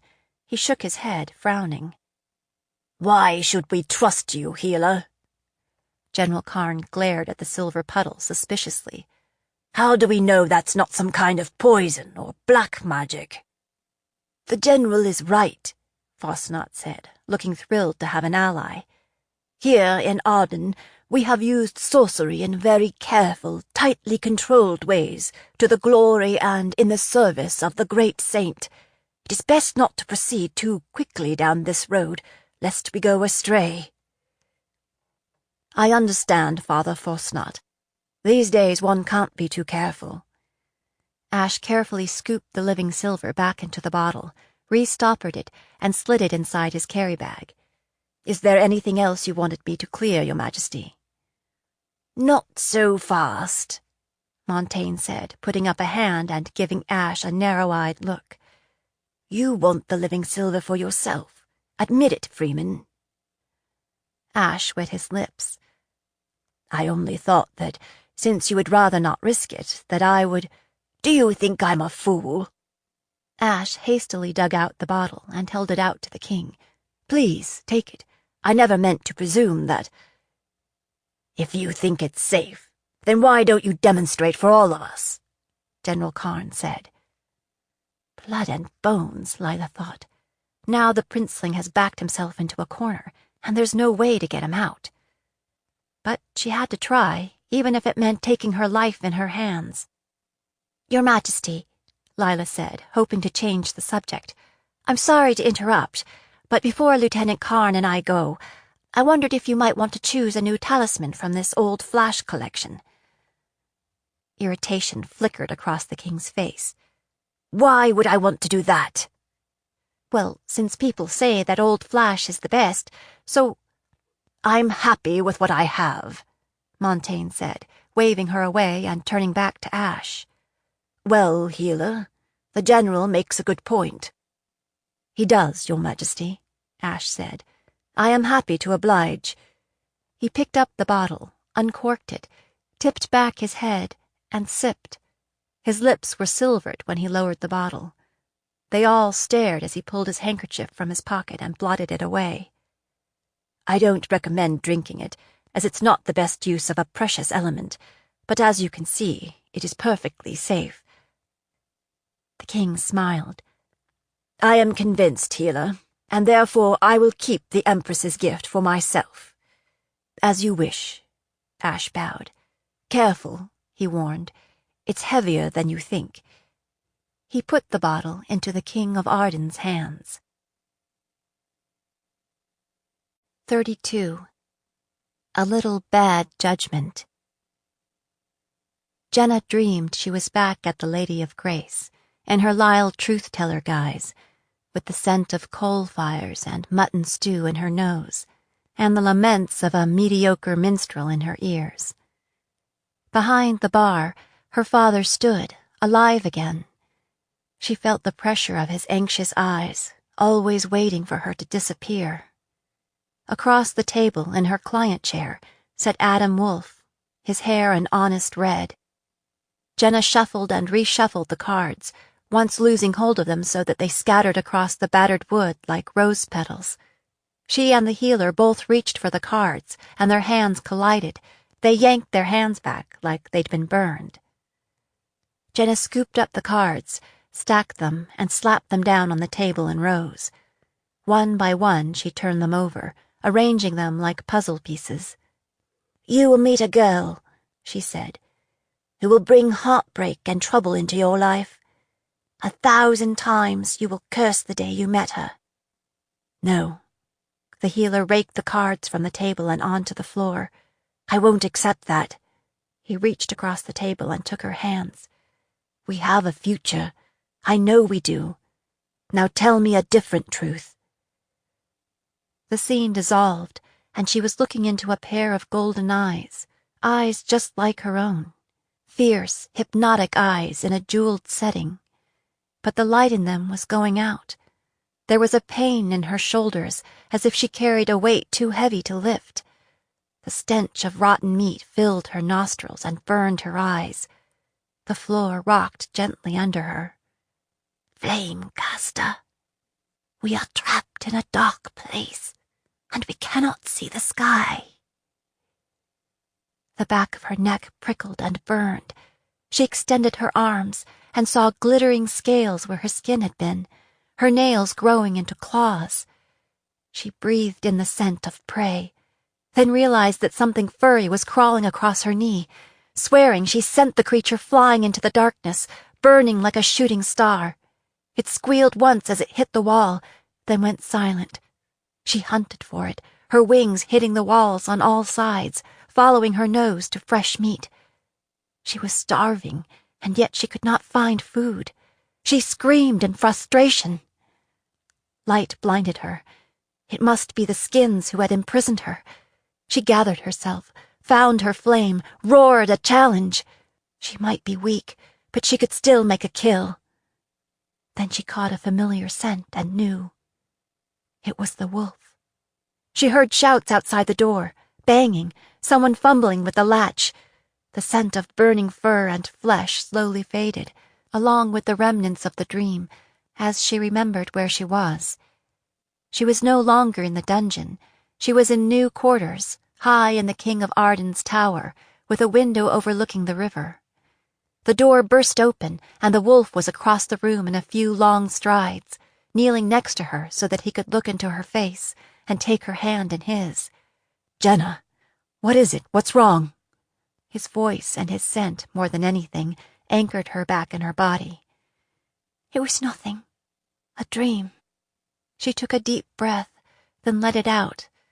The wind from the river stirred her hair, bringing with it a memory of fish and salt water, and the not-too-distant sea. She'd fallen asleep reading in the chair by the window, the one place where she could see the sky. Adam drove off the blackbirds who had swarmed through the door on his heels, saying, "It was just a dream." When they'd left, he turned back to her. "You're shaking." He pressed the back of his hand against her forehead. "No fever." He stood and ignited a lamp on the table with the tips of his fingers. While his back was turned, Jenna examined her hands and arms in the moonlight. They looked perfectly normal. No claws, no scales. She breathed a sigh of relief, then thought, "Are you losing your mind?" "I dreamed I was back in the dungeon, and there was a rat, and I was going to eat it," she blurted. He turned, hands on hips, and raised an eyebrow. "I know you're always hungry, but that's setting the bar pretty low. I'd have brought you some more food, but they told me you'd just had supper." She shook her head, her cheeks heating with embarrassment. No, it's not that. You know how you just have stupid dreams sometimes?" "You're right," he said, his face clouding. "Sometimes we do have stupid dreams." He pulled a chair in close and sat, so they were almost knee to knee. "I'm glad to see that Lieutenant Khan came through. I didn't realize that you had moved upstairs until I went to the dungeon and you weren't there." He looked around. "This is much better." And it was. The room was small, being high in the tower with curved walls. The furnishings were plain, a bed with a thick straw mattress and plenty of quilts and coverlets, a stand with a pitcher and wash basin, 2 chairs, a screen in the corner to hide the chamber pot, a hearth with a crackling fire, and a window. A barred window, of course, but a window nonetheless. "It will do, I suppose," she said, mimicking some of the finer guests at the lady. "The servants are surly and the food marginal, but there is a view of the harbour." He laughed. I'm guessing this is where King Gerard keeps some of his more valuable political prisoners. To be fair, it was larger and finer than the rooms at the Lady of Grace. Still, it seemed crowded with Adam in the room, especially now that she no longer wore the armor of filth and illness. At every moment she was acutely aware of his position and the distance between them. He was looking at her expectantly, and she realized that he was waiting for her to say something. As you can probably tell, Khan made good on his promise of a bath and a change of clothes." You do look different, he said, studying her through narrowed eyes. I'm not used to seeing you in a dress. She tugged at her bodice self-consciously. "This one's a little tight across the... It's a little tight. But the seamstress said she'd bring something made to measure tomorrow." Sucking in a quick breath, she stumbled on. "I'm not used to dresses. I've been playing a boy for 4 years, nearly all the time, so it feels odd not to be wearing breeches." I had no idea your hair was so many colors, Adam said. Copper and gold and silver and amethyst. It's almost metallic. I've never seen anything like it. He reached out and fingered it, and gooseflesh rose on her back and shoulders. "Now you know how dirty it was. My da always said that when I was a baby it looked like I stood on my head on a painter's palette and spun around." Gah, shut your mouth. She'd never learned to flirt. She'd had no practice at it. Besides, flirting seemed too lightweight a term to fit what was happening between them. A prickling heat crept up from her shoulders and into her face. The memory of their kiss hung between them like forbidden fruit. Everything they said or did seemed charged with meaning. Desire crouched in the room with them like an awkward guest. Now what? Where do we go from here? Do we back away or go forward? Maybe Adam felt the same pressure, because he seemed to be groping for something else to talk about. What are you reading? He reached for the book on her lap, picked it up, and leafed through it. Alenson's History of the Realms? We read that at school. Highly subversive. He cocked his head. Khan brought this? He's stalling, she thought. There's something he doesn't want to tell me. When he handed the book back, she set it aside. After another siege of silence, Jenna reached out and took both his hands, looking for a clue. The only image that came to her was that of a ship, hazy-looking, shrouded in mist, more like somebody's idea of a ship. "I dreamed I read the cards for you," she said. And I predicted I would bring heartbreak and trouble into your life," she said. Too late, he said, staring down at their joined hands. Heartbreak and trouble got there ahead of you. "You may as well tell me what's on your mind," she said, releasing his hands. "What's the news? Am I to be executed? Sold into slavery?" The look on the healer's face said she wasn't far off the mark. An emissary has come from the Empress Celestine, he said. She's the one Lieutenant Khan was asking you about. Apparently, she's offering to trade a sack of diamonds, a mysterious weapon, and an army for you. He paused, looking around the room again. That might explain the sudden hospitality.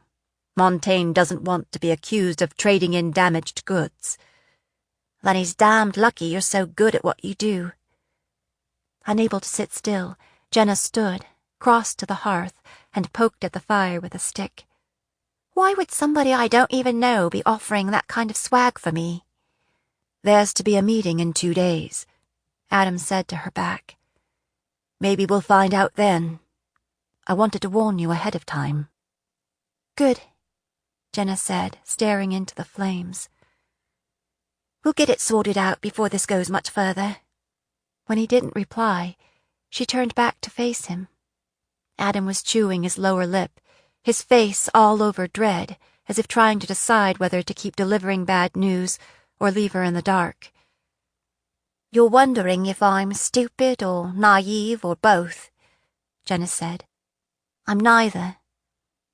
Settling down on the thick rug in front of the hearth, she patted the space beside her. Sit with me, Wolf. Just for a heartbeat, she thought he wouldn't come. But then he did, crossing the room and dropping to the floor beside her. He sat, his thigh pressing against hers, one knee up, the other leg extended straight out in front of him. She arched her back, wriggling a little, enjoying the heat and the crackle of flames, while she tried to work out what to say.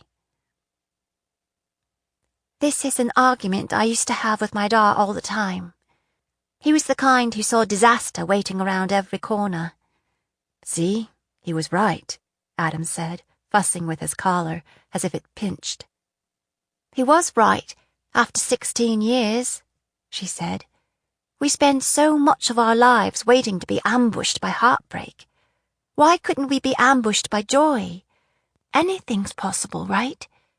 Anything's possible, Adam said, staring up at the ceiling, a muscle working in his jaw. Take a wolf, for example, she persisted. If he's got a thorn in his foot, he's miserable and snappish, like a person would be. Once you take it out, does he worry it's going to get infected, or he's going to step on another thorn? No. Adam shifted his body, the friction between them sending her heart into a gallop. Does he cut off his paw to make sure it doesn't happen again? Adam snorted, his lips twitching. No. Does he beat up on himself because he was careless or he took the shortcut through the bramble? She shook her head. No. He moves on. He enjoys the fact that he's not in pain. He doesn't know what's coming, whether he'll bring down a fell's deer or break his leg and freeze to death. But he recognizes that he doesn't know. But people, we act like we do. We write that bad ending before we even get there. Isn't that what makes us human? The ability to look at the present and predict what's likely to happen. But we're really not all that good at it, are we? No, he said. Jenna rested her hand on his thigh and heard his startled intake of breath.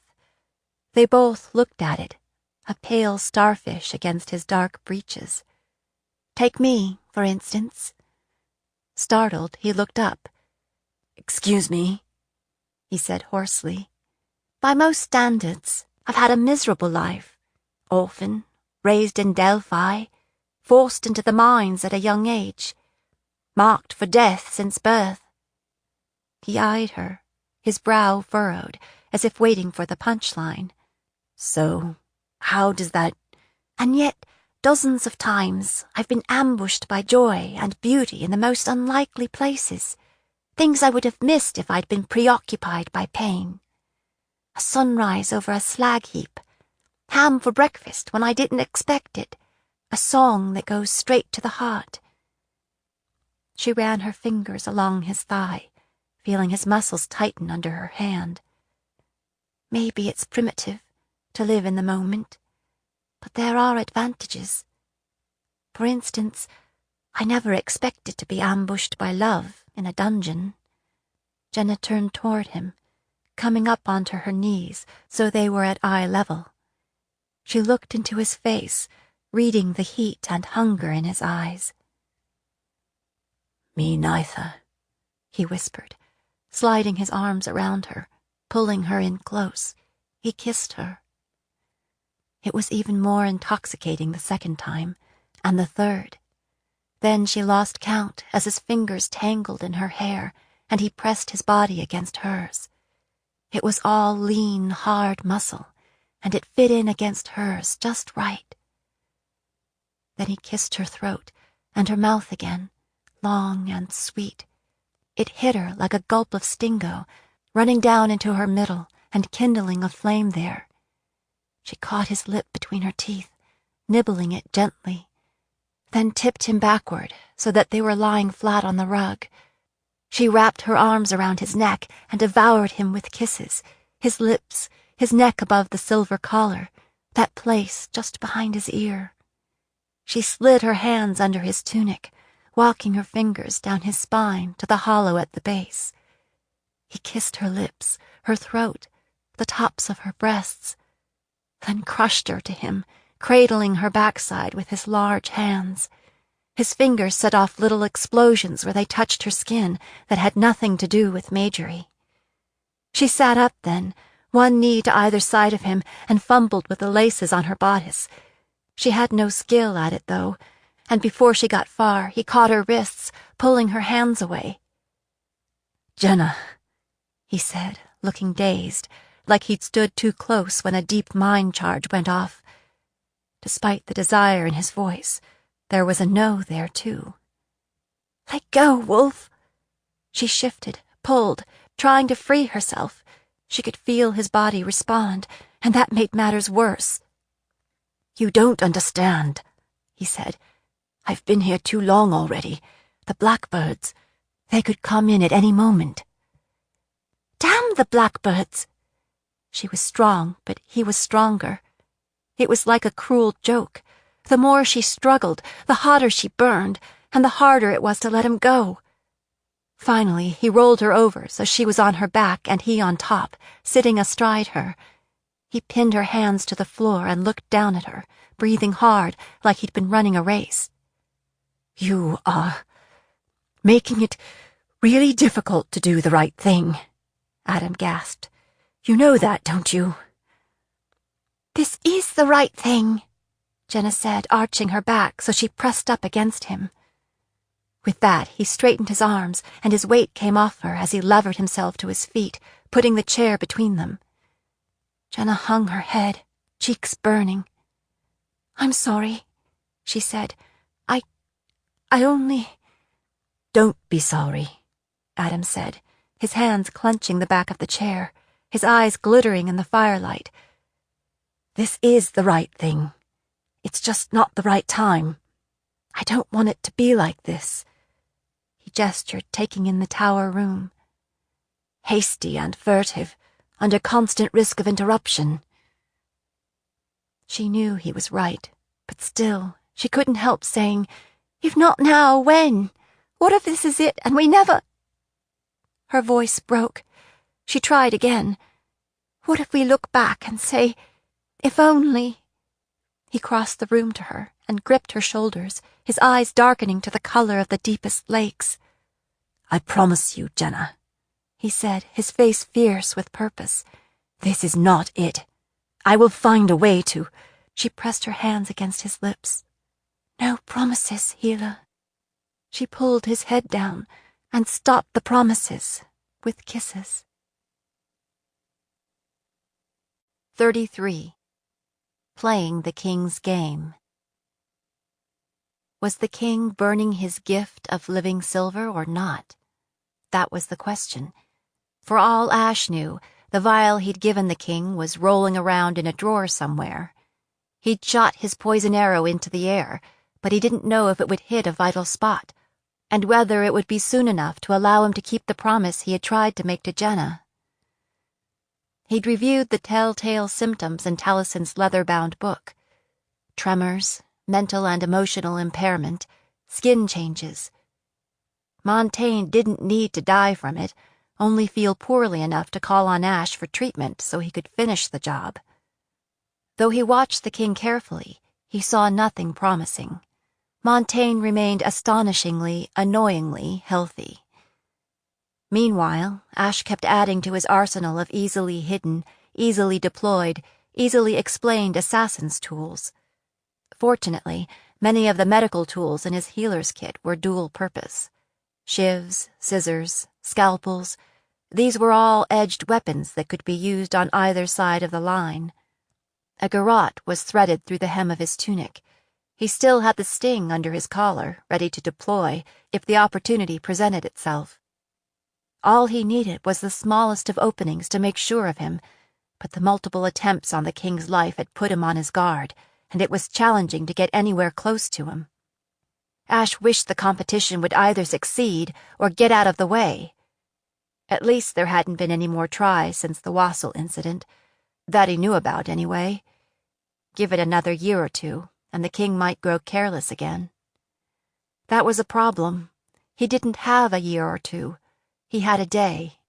Now it was the feast of St. Malthus, on the 4th day after solstice, and the king's meeting with the Empress's emissary was scheduled for tomorrow.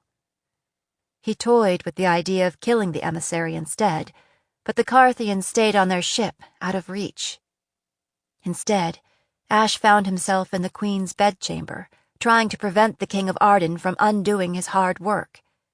He'd been called in because Queen Marina had wilted while her attendants were trying to dress her for the annual Saints' Day dinner. She lay back in bed, dark hair spread across the pillows, her usually dusky skin nearly as pale as the sheets, save for the places where blue veins showed through. She's skin and bones, Ash thought. She has no reserves. Montaigne paced back and forth, ablaze with all the badges of his office, his boots clicking on the stone floor. He was in a dangerous mood, even for him. Can't you give her something, healer, to get her through this? Every Thane in the kingdom is here. Rumors are flying that the Queen is dead. They need to see her alive and well. He paused. Especially now. The low flame that had burned inside Ash ever since his father's death blazed up. This is the man who declared war on the Fells when my mother refused to marry him, Ash thought. They'd been at war ever since. She'd paid a high price. They all had. But it could be Raisa lying here, being dithered over like a side of beef with no agency of her own. No, he thought. She wouldn't have lasted this long. One or the other of them would be dead. Ash was beginning to recognize just what his mother the Queen had accomplished in keeping this southern tyrant out of the Fells. There's just one problem, Your Majesty, he said through his teeth. The Queen is alive, thank the Maker, but she is not well. What she needs is rest and quiet and good, nourishing food, not a public ordeal. We cannot have people think it is a simple matter to murder a sovereign. That would send the wrong message. What kind of message would it send, Your Majesty, were the Queen to collapse during dinner? Ash said in a barely civil tone. If tongues are wagging now, that would only make matters worse. It's your job to make sure that doesn't happen, Montaigne said. Never mind, healer, the Queen said. The king is right, of course. I need to be there. She propped up on her elbows and nodded to her ladies, who carried several dresses to the bedside for Marina to choose from. Ordinarily, when the Queen was indisposed, as she often was, Lady Estelle would step in as hostess. The King of Arden saw no reason to keep his mistresses hidden away. But Estelle was dead, killed for the crime of hosting an assassination attempt on the king. Wittingly or unwittingly. Hence the current crisis. The king needed to make show. I want my Queen by my side at dinner, the king said. Why is that so difficult to understand? He ripped a dress from the hands of one of the Queen's ladies and thrust it into Marina's face. Put this on, and drink a measure of rum if that's what it takes to put a little color in your cheeks. Our guests are already seated, and I don't like to give them time to conspire together in my absence. The Queen sat frozen in her bed, holding the dress up like a shield. I told you to get dressed, you stupid slut of Tamron. Are you deaf? Your Majesty, please, Lady Argencourt, one of the Queen's ladies, murmured, gesturing at the crowd of blackbirds in the room. If you could give the Queen a little privacy. I want to see you downstairs in less than 15 minutes, Montaigne said. Freeman, you will attend the Queen in the dining room to handle anything that might arise, and find something other than that bloody healer Brown to wear. Having a healer hover over her would also send the wrong message. Of course, Your Majesty, Ash said. Signaling to his blackbird guard, the king strode from the room, leaving Ash with two questions. Would he at long last get close enough to the king to do some actual damage? And where could he possibly get hold of dinner clothes in the next 15 minutes? When he was sure the king was gone, Ash turned back to the queen. "No rum, Your Grace," he said. "Not while your liver is still recovering from the poison. I suggest small beer or tea." "Tea suits me well, Master Freeman," the queen said. "Good," Ash said. "And finally, would any of you know where I could find some suitable clothes in a hurry?" 15 minutes later, Ash was shadowing the queen into the state dining room. Somehow, Queen Marina's ladies had managed to scrounge up some black breeches and a doublet in green velvet and leather that fit, more or less. Happily, he had a fine silver collar to go with. It had been a long time since he'd worn anything resembling court garb. It felt like he was wearing a costume. As soon as they crossed the threshold, Ash could tell that something was wrong.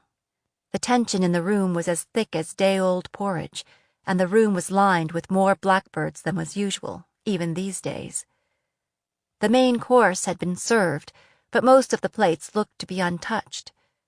The women in the room were staring down at the table, as if they hoped they could disappear. All eyes were fixed on a tall, muscular thane with a bristle of gray hair and a black eye patch. He stood at the end of the table nearest the door, surrounded by a handful of men-at-arms. He was the kind of hard-bitten soldier who looked out of place in civilian clothes. Next to him stood a much younger edition of the thane, maybe 12 or 13, this one in mudback brown. As they walked in, the queen seemed to tap some hidden reservoir of strength. Her spine straightened, her chin rose, and she smiled brilliantly when the guests rose to greet her. She walked the length of the room with great dignity and took her place beside the king. Ash followed a few steps behind and stood against the wall behind the royal couple, staring at the barricade of blackbirds between him and the king. No opportunity there, Ash thought. Montaigne kissed Queen Marina's hand, turned to the other guests, and said through gritted teeth, "I know you'll join with me in toasting Her Majesty's good health." This was met with a murmur of good wishes and a few raised glasses, but it didn't change the mood in the room. It looked more like a standoff than a dinner party. Marin Karn, for instance, looked like he could chew rocks and spit out gravel. "Sit down, Lord Matalon, and eat," the king said. "This is the Saints' Day. It is not the appropriate time to discuss the state of the war."